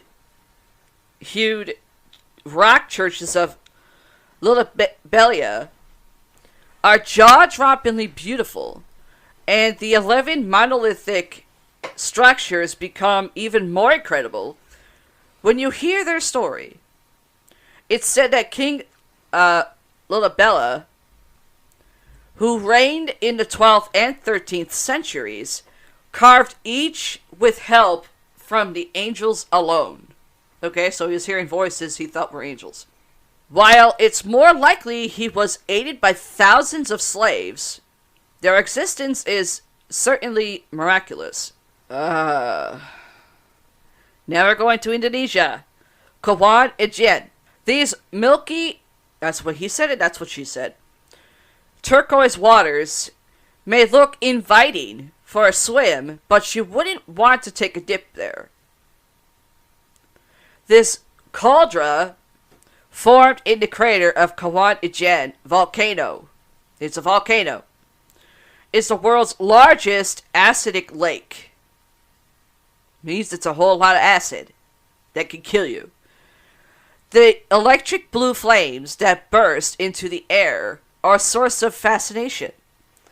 Although, of course, there is a scientific explanation. High levels of sulfuric acid, which give the water its striking hue, combust when they hit the air. Now we're going to Egypt. The Great Pyramid of Giza.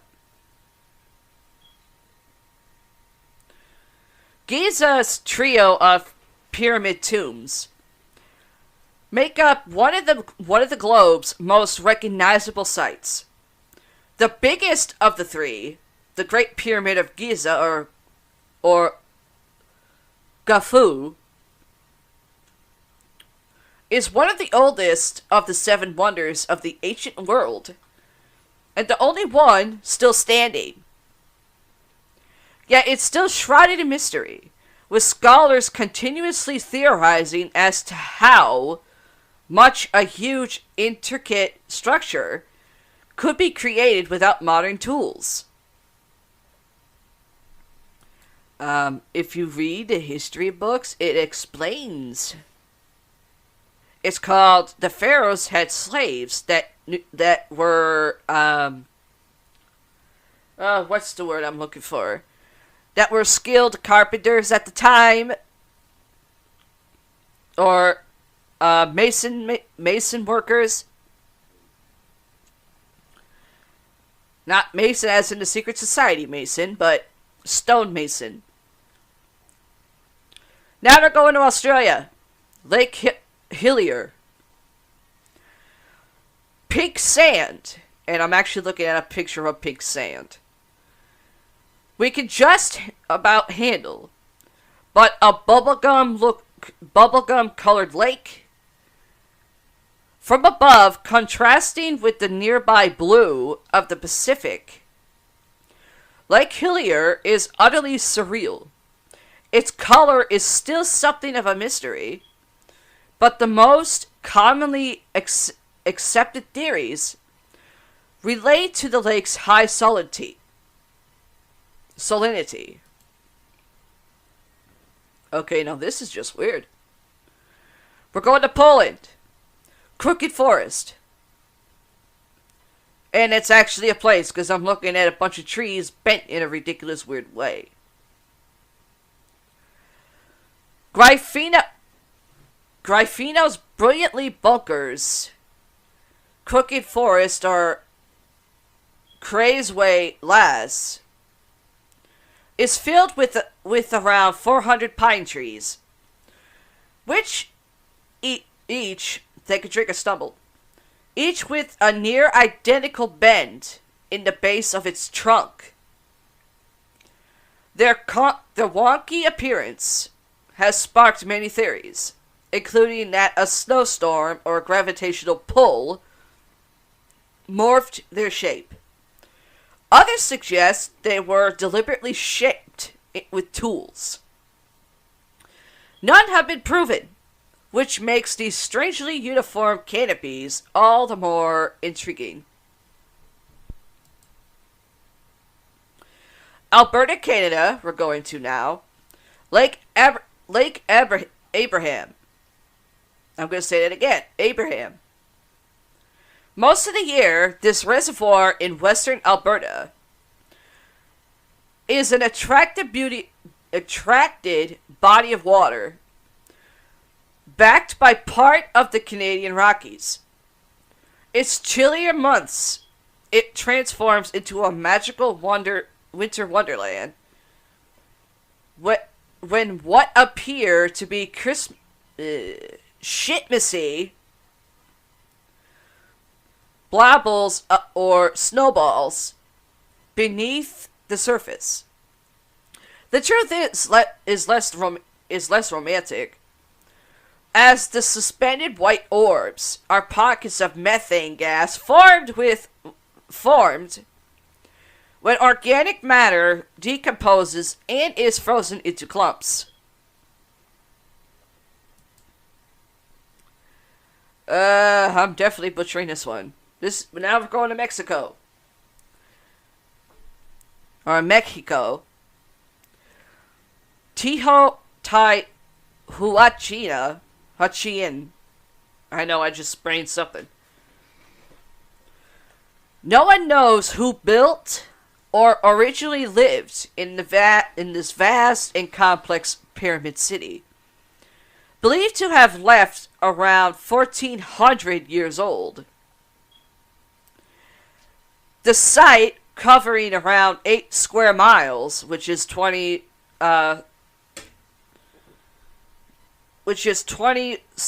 square kilometers, I think it says, was later a pilgrimage site for Aztecs, who gave it the name Teotihuacan. Remnants of apartment-like buildings suggest around 100,000 people lived there and worshipped at temples linked by the broad Avenue of the Dead. Well, that would be one hell of a good movie if it didn't have goddamn zombies in it. Now we're going to New Zealand. Moeraki boulders. Ancient Maori legend says these boulders are gourds or food containers. Washed ashore from the wreckage of a canoe that brought their ancestors to New Zealand's South Island. Another theory suggests they are alien eggs. Really? Alien eggs? Geology says they formed in sediment on the seafloor around 65 million years ago, eventually choosing Kauai Beach as their home. We're going to Chile. Easter Island Heads. Now I'm going to repeat that in case you're wondering what the fuck I just said. Easter Island Heads.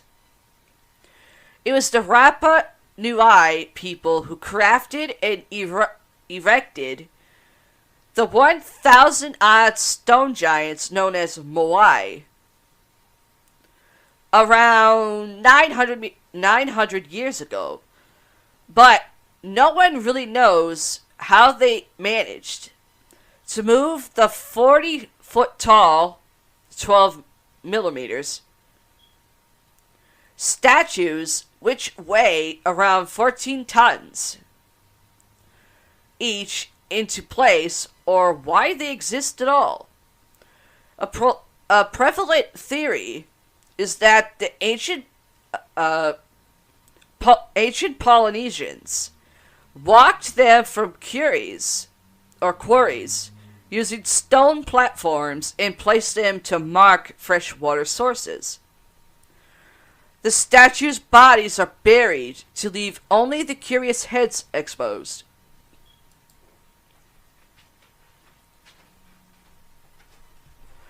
Okay, we're going to Turkmenistan.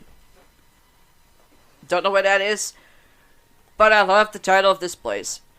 Door to Hell. It's the stuff that nightmares are made of. A gaping, that's what he said and that's what she said. Fury chased him, tearing a hole in the earth. The Dorvaza gas crater, or Door to Hell, opened in 1971.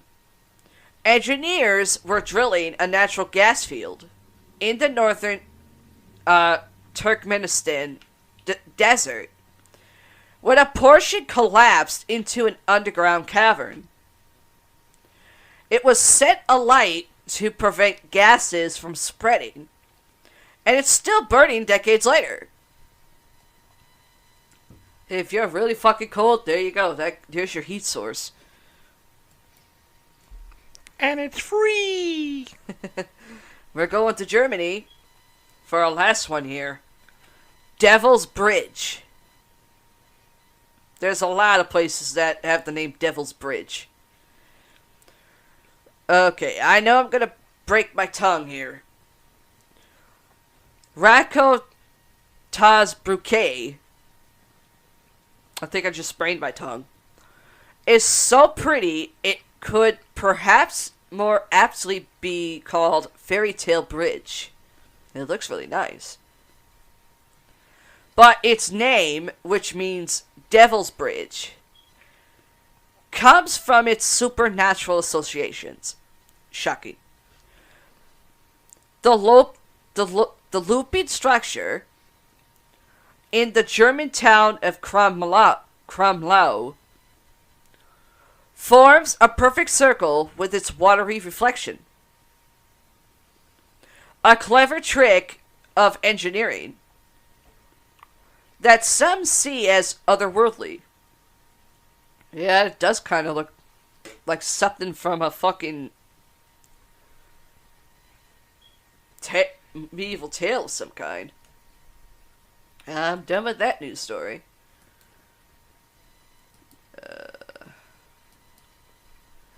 Let's see, do I have another one?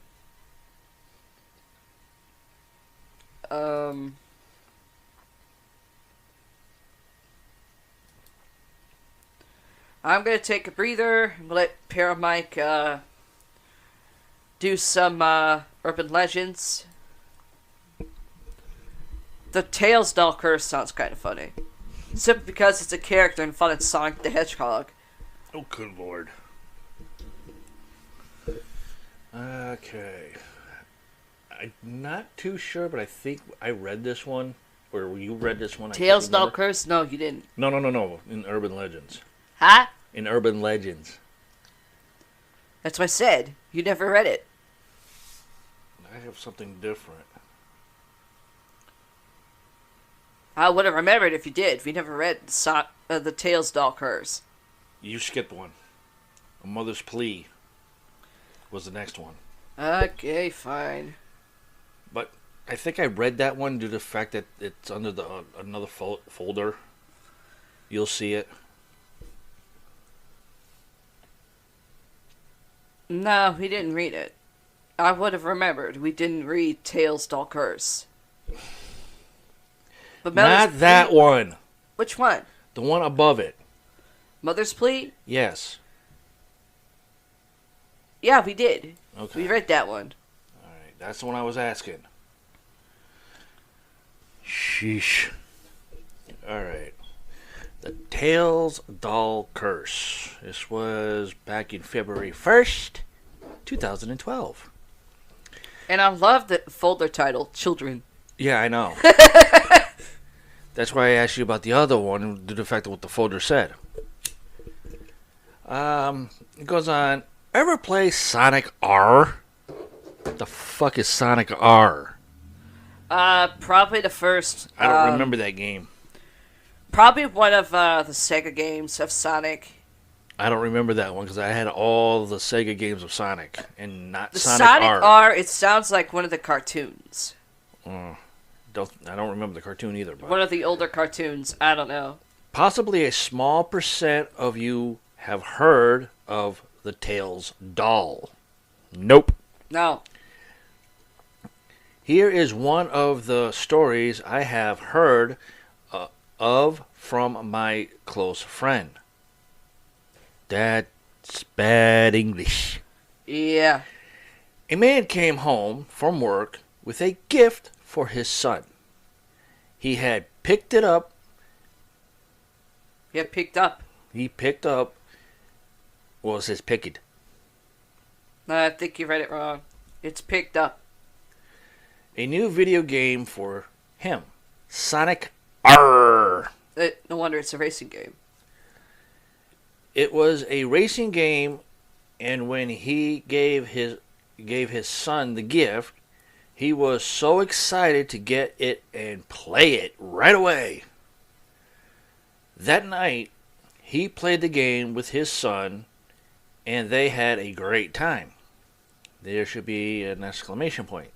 A couple of days later, the boy was almost finished with the game. His dad was there in his room when he beat the last boss, and he roared in excitement when he finally did it. He smiled and asked him how he liked the game as he watched the credit screen. What's that? He asked the boy. Then the Tails doll appeared on the screen. The boy said it was the Tails doll. That was all he knew. Already weird. He told his son it was time for bed. During the night, the curious father went into the boy's room and turned on the TV very quietly to play the game for a while himself. He noticed that he now had the option to play as Tails doll. He chose him to tag up with some of the gang. The game was fun until he tagged him up with Sonic the Hedgehog. The screen went black when the game system shut itself down. I've had that done a few thousand times. Yeah, that's usually a glitch in the game. Until I threw the damn system out the window. The man decided it was time for him to go to sleep since he had to work in the morning. So he crept out of his son's room and went to lay down in bed with his wife. Damn bitch is snoring again. At around 2 a.m., he woke up when he heard thumps on his door. He assumed it was his son getting up to ask him to get him something. He told the boy to stop, go back to bed. The thumping kept happening, and at one point he noticed a little shadow coming from under the door. I gotta scroll this down a little bit. Tails, Sonic Hedgehog's best friend, kept popping into his head. He got out of bed and slowly opened the door.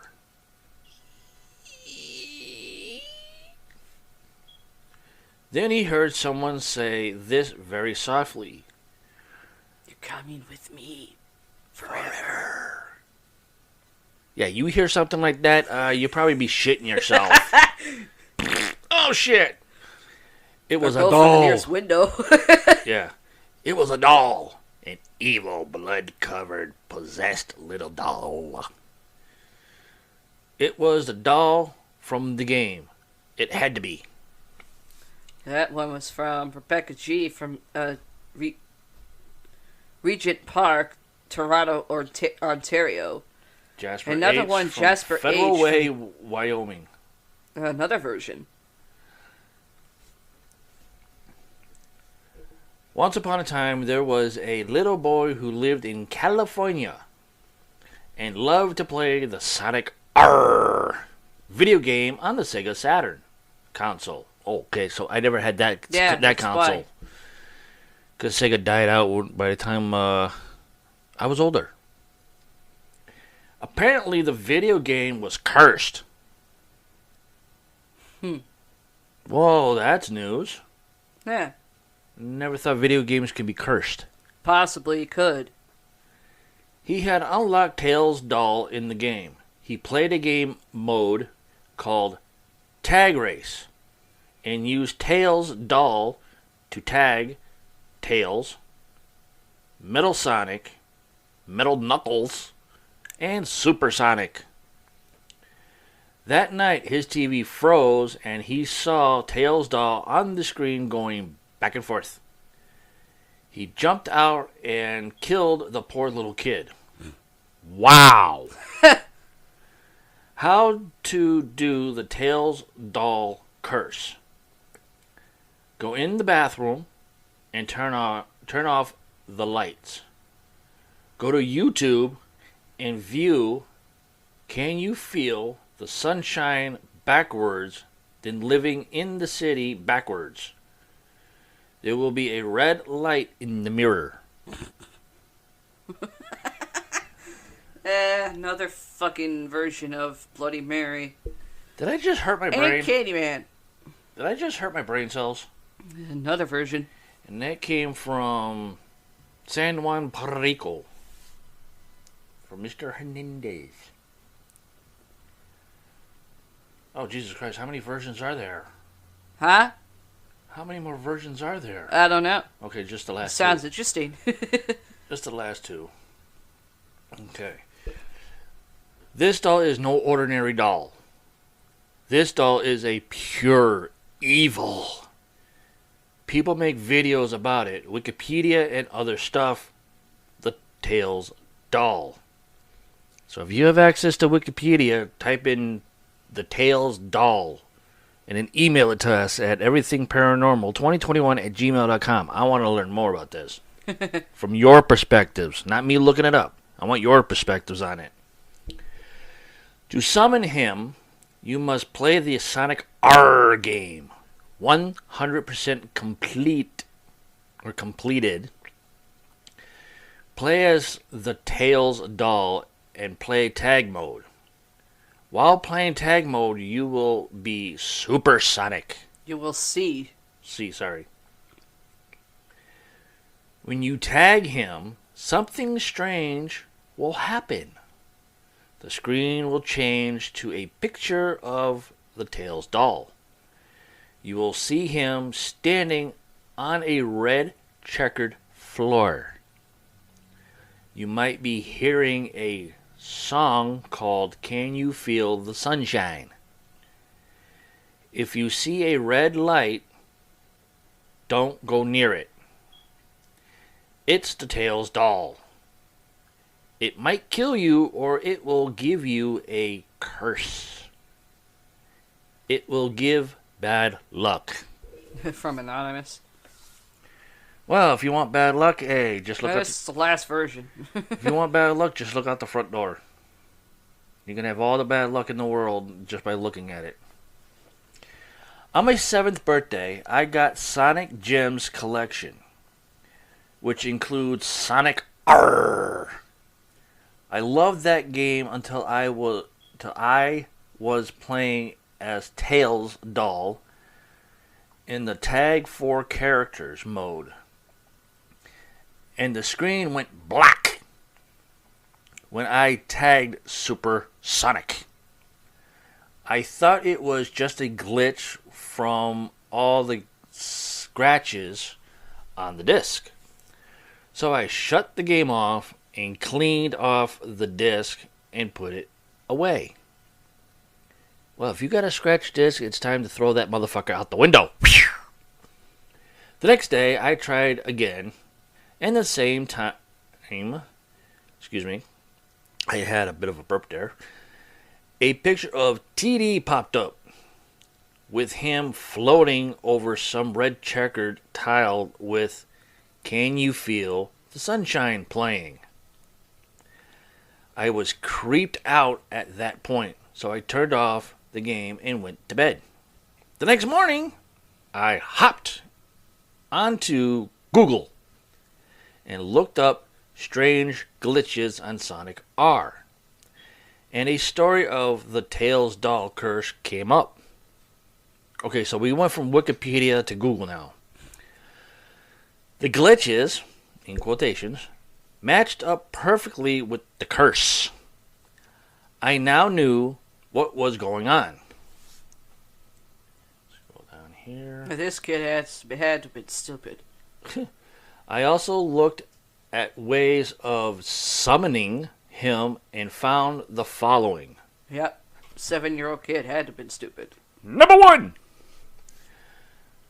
Go into the bathroom after 11 p.m. and turn out the lights. Great song, by the way. Number 2! Play Can You Feel the Sunshine in reverse, then Living in the City, also in reverse. 2 things I might have to look up. Number 3! Wait 5 minutes. That's a pretty long time to wait for something. Number 4! If you did it right, a red diamond will appear in the mirror.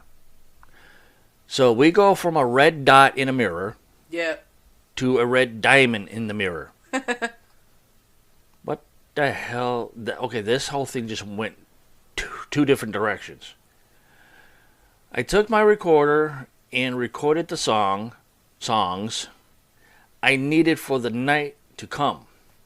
I also played Sonic R until about 10:30. And now it doesn't say if it's AM or PM. So I could watch the time. 11 o'clock finally came. I played the songs and waited 5 minutes. And sure enough, there he was. I was stunned to see him. He sat there by my head, staring right into my eyes, motionless. I slowly reached out to touch his ear, and he quickly smacked my hand away. Son of a bitch! I slowly reached out my hand. Let's see. Then let his... Wait a minute. I just lost myself now. Okay. Then let his red gem illuminate his face. His bloody, bloody face shan't be forgotten. Then he whispered into my ear, "Can you feel the sunshine?" I can't ever. And just as suddenly as he came, the doll was gone. And this came from Ohio. Won't that give you the shits? That'll put you in a rubber room. Let's see. I can't even pronounce that last name. Mary Kluhine, or... We can't say it. And the dead thing. There's a lot of dead things around here. What's the thing? This was done back in January 16th, 2012. And I like how this starts off. My stick. He said, I forgot it in the graveyard. And, oh, Dad, I'll fetch your stick. Mary said and ran out into the night. Mary, no, don't do that. Is it a little racy there? Yeah. Already we're starting to get a little racy in the urban stuff. But it was too late. Mary disappeared and ran as fast as she could to the graveyard. When she got there, she saw the stick. I can't believe I'm going to say this. She bent to pick it up and heard a voice coming from a grave. I wonder if it was her ass. Mary C. helped me out. Okay. She didn't want to, but she had to do what the voice said. Now, if I hear anybody saying my name and help me out, my ass will be gone. Fuck the stick. I be gone. Give me a hand. There you go. There's your hand. She put her hand into the grave. Ew. And suddenly another hand came up and grabbed hers. Holy shit! And one of them was all bones. It pulled her arm and grabbed her body. She looked into the hole. No. And saw the thing. A dead body was using her to climb out of its grave. It spoke to her and said, now we can go to town. Okay. They came to a house. The dead body began to sniff. Wait a minute. How is a dead body able to sniff? Sense. He said, go on, Mary. Not this house. Okay, now this story's getting a little weird. Sounds like it's freebasing. What do you want? Mary asked. I am looking for a house without a cross or holy water or a Bible. Bibble. He answered straight on, Mary C. After 8 houses, he sniffed and said, stop, Mary C. This is the right house. He began to laugh, and though she didn't want to hear him, she had to. Mary was so scared. It was late at night, so she said, you can't open the door. It's locked. No door is locked for me on this night, he said. Now, how do we know if it was a he? Could have been a she. And he used his bad magic to open the door. He said, go in, Mary C. She didn't want to, but she had to do it. They came into the little house, and the dead body said, Mary C., go into the kitchen and make me some pierogi. Porridge. Porridge, sorry. Words are hard. Mary didn't want to do it, but she couldn't stop herself. The dead body sat down at the table, and Mary began to make the porridge. She put oats and milk and water into a big pot. Oh, now I may want to throw up. I need blood from my porridge. Ugh. Thank God I don't eat that shit.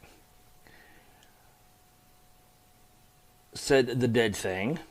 Mary found a large bowl and went with him up the stairs into a bedroom where they found 3 young boys. She saw a razor in the moonlight, and against her own will, she used it to cut the first boy's finger. Ow! She bled his finger into the bowl, and in a few minutes, he was dead. Just by a little cut? Holy crap.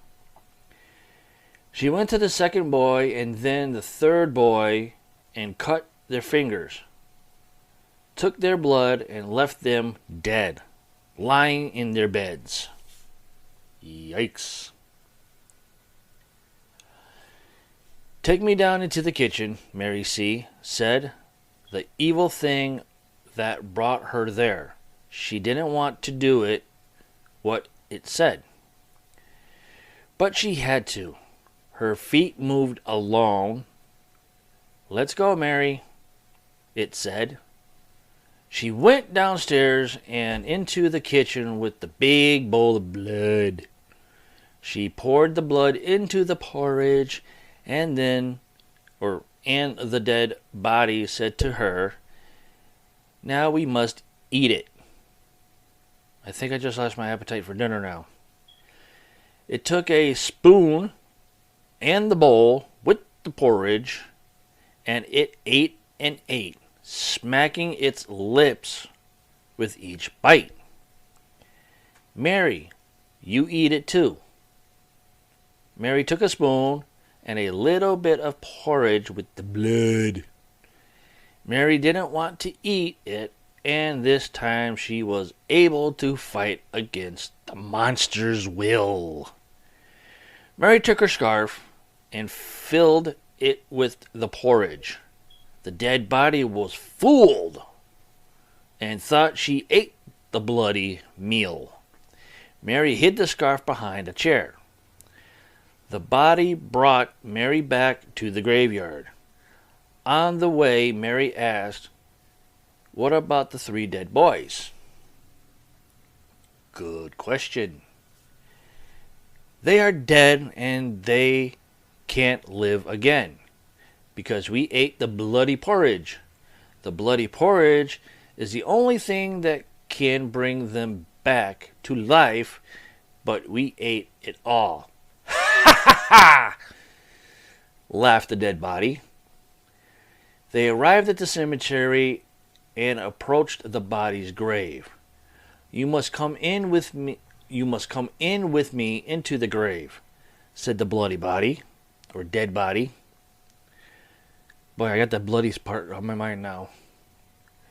She had to keep moving with it towards the grave. She knew it wanted her to climb with it into the grave where it was cold and dark. She didn't want to, but she couldn't stop her legs from moving forward. Very slowly she went to the grave. They heard a noise. Moo. MC stopped.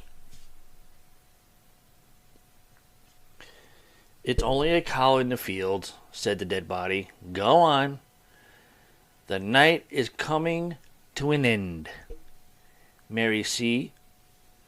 She went on very slowly. Again, she hesitated, listening to the noise. "Go on, Mary C. It's only a sheep in the field." I thought sheep goes bah, not mwah. Okay.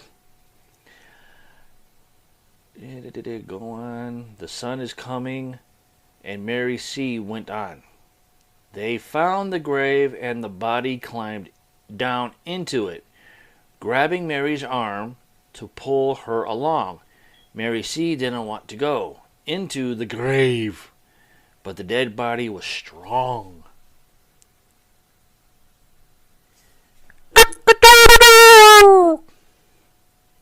Oh, great, a stupid bird. The sun came up and the power of the dead body vanished. Poof! The thing collapsed, lifeless, once more. Mary C. fell down with it, and her hand found her father's stick. She stood up, took the stick, and ran home. On her way, she came to the house without a cross, Bible, or holy water. She heard a voice. "Our sons are dead." She remembered what the corpse had said and went into the house. Talk about breaking and entering again. "I know how the boys can come back to life," she said. Mary C. went into the kitchen and found the scarf with the bloody porridge. She took it upstairs and began to feed the 3 bodies in the beds. And as the bloody porridge touched the lips of the boys, they came back to life. And that story came from Houston, Texas. Yuck. That's why I don't eat that stuff, because it looks like throw up. Literally. Okay, next news story that I have. Let's see, and it's a question. Are these America's most mysterious places? Magical Mystery Tour. There are some places that seem like natural homes for ghosts, like cemeteries or hotels in the middle of nowhere. The U.S. has its fair share of those, but there are also plenty of surprising places with ghostly goings on and strange happenings across the country.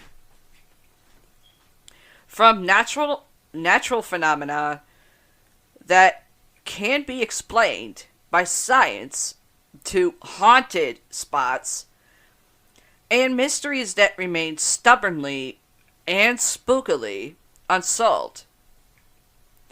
Let's see. First, of course, the RMS Queen Mary, which, for some who don't know, it's in California. This ocean liner, currently enjoying semi-retirement as a floating hotel and restaurant in Long Beach, California, has a lot of history. She started with a glamorous life sailing Hollywood stars, including Elizabeth Taylor, across the Atlantic for having a grittier role as a Second World War troop ship, the Grey Ghost. To some, that's more than just a name. Claiming to be the world's most haunted ship, it's said her decks and corridors are roamed by the spirits of those who have died aboard, including a crew member murdered in stateroom B340. And of course, it doesn't say anything about girl. Okay, we're going to Louisiana. La Laurie Mansion. And it's a reason I hate my name, because Laurie's always spelled differently than mine. But it sounds the same. New Orleans oozes spookiness and spirituality from every cobblestone corner and cemetery. Though this lavish Creole mansion in the heart of the city's French Quarter has more mystery than most. It was owned by socialite Madame Marie Delphine Lalaurie, infamous for hedonistic parties and, following a kitchen fire in 1834, murder. Local police responding to the blaze discovered the bodies of mutilated slaves in the attic. Oh, that's great. La Laurie fled to France, but, according to some, the victims remain heard screaming in the night.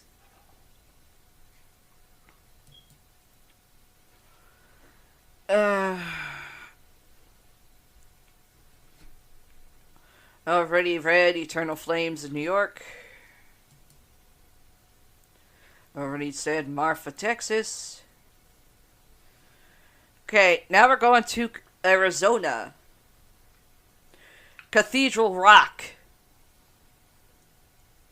The Red Rocks of Sedona are currently hauntingly beautiful, lovely. It kind of is. But could something truly spooky be happening? The entire area is considered to be a vortex, or an area of concentrated, crackling energy, said to have healing powers. The area around the sandstone butt of Cathedral Rock is known as an electromagnetic site, where multiple energies swirl and flow, inspiring meditation and spiritual well-being. Regardless of the metaphysical, this is a place of otherworldly beauty. And it really is. I like the picture. Already just did Baudet. Okay, we're going to Alaska. Red Onion Saloon. Okay. Sagway's Red Onion Saloon is now a bar and restaurant, though a brothel museum and some spooky goings-on offer clues to its shady past. The inn opened at the end of the 19th century as a brothel for gold miners, and today, the ghost of former brothel maiden, Lydia, is said to hang around the halls, the scent of her perfume wafting in the air. Arkansas, Crescent Hotel. Looming atop a ridge of the Ozark Mountains, this Eureka Springs landmark has been billed as America's most haunted hotel. It has currently seen a lot of happening since its construction in 1886. Originally opening as a luxury resort, it later became a conservatory for young women, a college, and in 1937, a hospital whose owner, Norman Baker, that's Norman Baker, not Norman Bates, claimed he could cure cancer. Except he wasn't really a doctor. Okay, this was on one of Zach's later seasons. Baker was run out of town, and his ghost is said to haunt the hotel, along with a bearded man in Victorian dress and a 5-year-old girl. Yeah, that's something that Zach investigated. A bearded man in a dress? In Victorian dress, basically what men used to wear in Victorian era. Ah, okay. Just seems kind of funny. Let's see. Already did racetrack. Okay, South Carolina. Poinsett Bridge. Mystery surrounds the construction of South Carolina's oldest bridge. The Gothic structure in Greenville, it kind of is Gothic, was built in 1820 and named after prominent local resident Joel Poinsett. Historians believe it was designed by Robert Mills, the architect behind the Washington Monument. Even more intriguing are the tales of ghosts hanging around the stone arch, ranging from a man who died in a car accident in the 1950s to a construction worker entombed inside. It makes no sense. But now I'm looking at it, it looks like something that Jasco shown doing Ranonautica. But I could be wrong. Already did Roswell. Okay, we're going to Pennsylvania. The town me and Paramike live. Which is way better than our hometown. To a degree. Now it's like every fucking doctor and acid two shits in Florida came here. Eastern State Penitentiary. Everybody knows that one.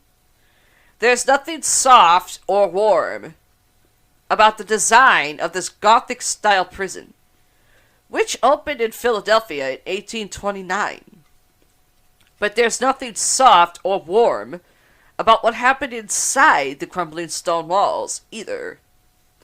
This was the first U.S. prison to implement solitary confinement, with inmates kept in windowless cells.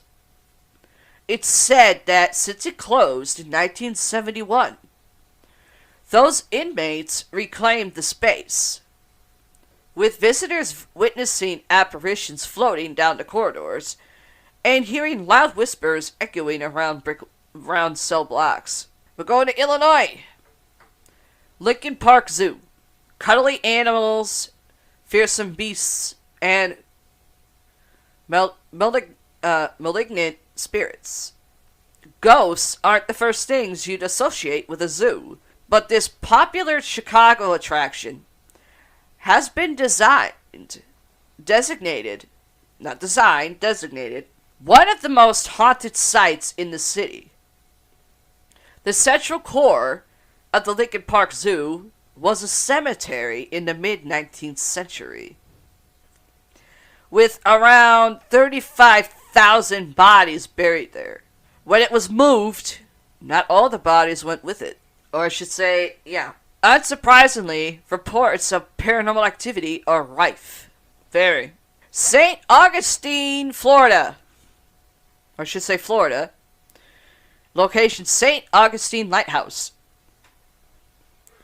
With its jaunty black and white stripes, cheerful red accents, and sunny palm-dotted surrounds, St. Augustine Lighthouse doesn't exactly scream creepy. But the narrow tower has seen more than its fair share of tragedy, and many claim it's still haunted by it. One keeper, Joseph Juan Camilio Andro, that's a long-ass name, fell to his death in 1859 while whitewashing a tower. Whitewashing. Would that be window washing? Then, in 1873, 3 young girls downed with a cart they were playing in broke. They were playing in broke and fell into the ocean, trapping them underneath. That's why you don't let little kids fucking around, to play around a fucking lighthouse. I think. Let me think. Huh. I do believe that TAPS were there doing an investigation in the lighthouse. Yeah.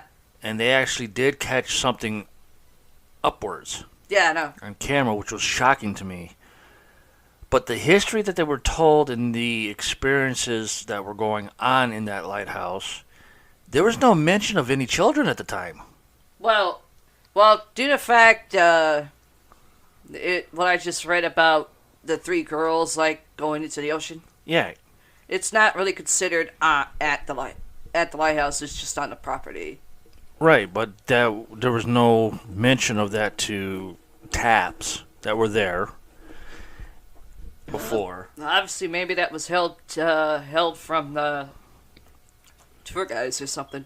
Probably. And then recently, now Grant Wilson is the head of TAPS. Yeah. With a whole new team, went back there, and they were talking about children's being towards the opposite side. Yeah. Where there's a bench and everything, and there's a sign, and it's all in the little wood area. Yeah. The only problem is with that is that the little wooded area off to the side Yeah. is nowhere near the ocean where the lighthouse sits. Yeah. So that's kind of funny that Grant's been there twice already. Yeah. First time he was there, there was no mention about children. Nope. At the lighthouse whatsoever. No mention of children's on the entire property whatsoever. Maybe that evidence came around later. That's what I'm thinking after he returned back after God knows how many years to do the investigation. Which is kind of strange. But still, no mention of 3 little girls down by the ocean. Yeah. Just in the little tree wooded area to see. If you look at the lighthouse, it'd be on your left. If you're looking towards the main part facility, it's on the opposite side of the lighthouse. True. It'd be on your right. Okay, we're going to West Virginia now. And I'm sure everybody's heard of this one by now. Trans-Allegheny Lunatic Asylum. Ghost Adventures' first 3. live Halloween special. Season 3. They should bring that live special stuff back. Literally. Not recorded early. What could possibly be creepy about a crumbling asylum? Well, pretty much everything. Especially this chilling old hospital in Weston. It opened in 1864 and treated tens of thousands of patients suffering mental illnesses, often in crowded conditions and with inhumane methods. including electroshock therapy, which is not allowed anymore. Okay, this hurts my eyes. Lobotomies. Which nobody does anymore. Good. It closed in 1994. It is now a National Historic Landmark, haunted by the hundreds of patients who died within its walls. Hundreds of thousands. Oh, shit. I already did. There's even soldiers there because it was used. What are they called now? I think it was barracks is the name for them. Maybe, yeah. And then they kept on switching until 1994. I was a senior in high school when they shut down. Now we're going to New Jersey. Pine Barrens. Huge swaths of Atlantic coastal pines make up New Jersey's Pine Barrens, often called the Pine Lands or just the Pines. But that isn't all that's found within this densely forested area. Beyond the pines are the ruins of mills, ironworks, general stores, and workers' homes. The remnants of once thriving industries that were abandoned in the late 19th century. Hiccup. Now, it's said these ghost towns are roamed by the New Jersey Devil, born to a woman in 1735 with wings, a goat's head, and hooves, and haunting the area ever since. Okay, if I see wings, a goat's head, and hooves, I automatically think one of my brothers flying around. Sorry, bro. I can't say sorry to Alex, but I can say sorry to you. Arizona, we're going back to. Hotel Monte Vista. It seems guests at this Flagstaff hotel have a tendency to overstay their welcome. Sometimes, in fact, they don't check out at all, preferring to stick around and make life interesting for anyone else brave enough to stay overnight. Those haunting the suites and corridors include a woman who sits in a rocking chair by the window of room 305, two murdered women of the night, ladies of the night, and the meat man. Don't know who that is. A long-term guest infamous for his stomach-churning habit of hanging meat from a chandelier. Probably one of the reasons Texas Chainsaw was made. Oregon. We're going to Oregon. Portland, Oregon. Shanghai Tunnels. Another place known as on Ghost Adventures. It's now better known for craft beer and hipsters, but Portland was also a hotbed of illicit activity. Much of it centered around the port area, where a grim practice called Shanghaiing was rife in the early 19th century. Men were lured from local saloons and dropped into these tunnels via trapdoors. There they were held captive, drugged, and dragged to the waterfront to be sold to ships as slaves. Unsurprisingly, the tunnels are now said to be haunted by these men, many of whom died in the underground passages. It doesn't say nothing about women. About the women that were found, that were heard of. And it still happens today. Louisiana, we're going back to. That was Aaron Goodwin's hometown. Of course. Myrtle's... You better deal with that before I do. I'm in the middle of reading. The Myrtle's Plantation. This St. Francisville plantation was perhaps doomed from the start, as it's believed a burial ground for indigenous people lies beneath its foundations. But the ghostly goings-on don't stop there. Built in 1796, it's considered one of America's most haunted places, with at least a dozen ghosts. This is at least. Chilling tales include that of an enslaved girl, Chloe, whose master chopped off her ear after catching her eavesdropping. She then poisoned a birthday cake, killing 2 of his daughters, and was hung. That's actually the going legend. Wasn't that an episode on Ghost Adventures?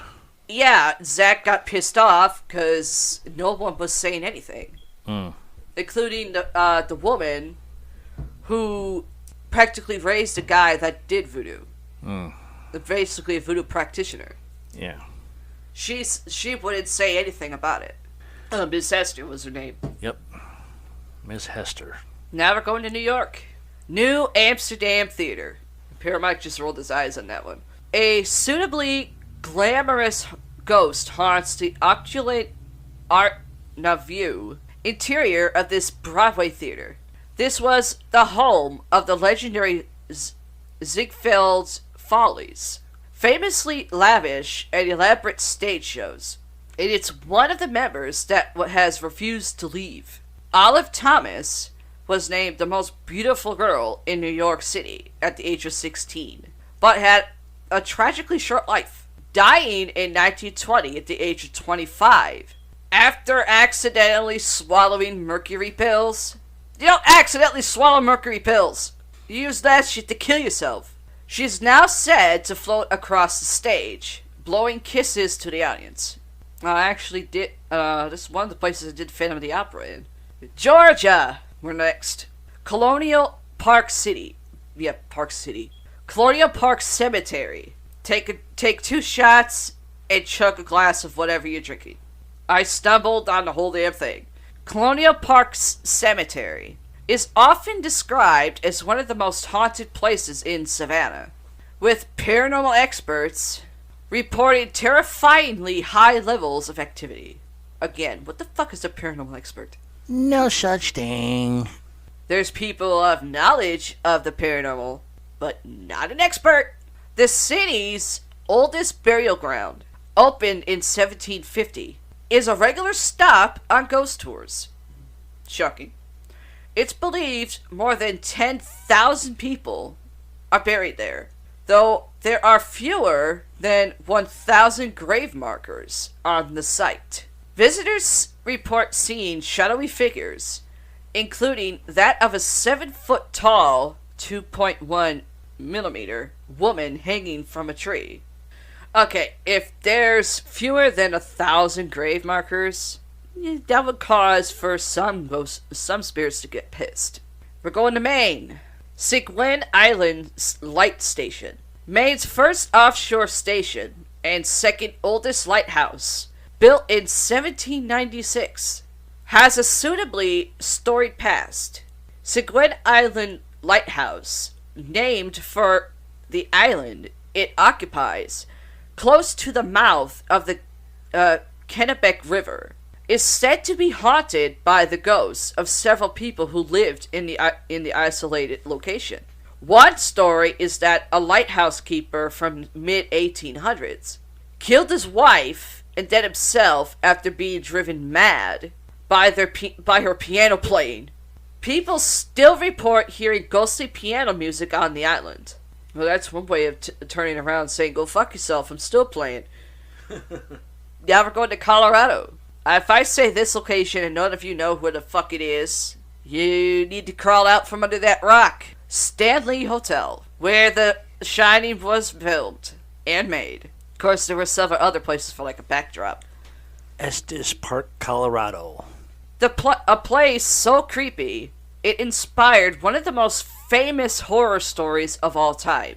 The Stanley Hotel occupies a spectacular position in Estes Park, at the gateway to Rocky Mountains National Park. But it's the spooky goings-on inside that are truly breathtaking. One overnight stay even prompted Stephen King to write his best-selling novel, The Shining, adapted into the chilling 1980 film. One of them actually, by far, one of the few horror films I actually like. There's others that I'm okay with, just not one of the favorites. Guests have reported hearing piano music in their rooms, with original owner Mrs. Stanley apparently tinkling the ivories, while others talk of the echoes of children's laughter in the hallways. And that's where the original Stanley steamer started. Okay. Slowly but surely, we're getting through the emails here. You want to do? I know Mike's over here, like starting to get hungry. Mm-hmm. So we're gonna have to stop here. Yep, we'll stop here and we'll do another one shortly. Yeah, we'll do another one Monday, but that probably won't be out till like Wednesday. Right. So that does it for me, Paramike, and for the Deep Dark Dungeon, the Gothic herself. I'm Palor. And you've been listening to episode 19 of Everything Paranormal Podcast Show 2021. Please check out our website at everythingparanormal.gear.host/ep.html. If you have any paranormal stories, send it to our email. everythingparanormal2021@gmail.com. Just put in the subject who you want to read. Read it. Paramike or Paralore. Yep. Bye. Bye.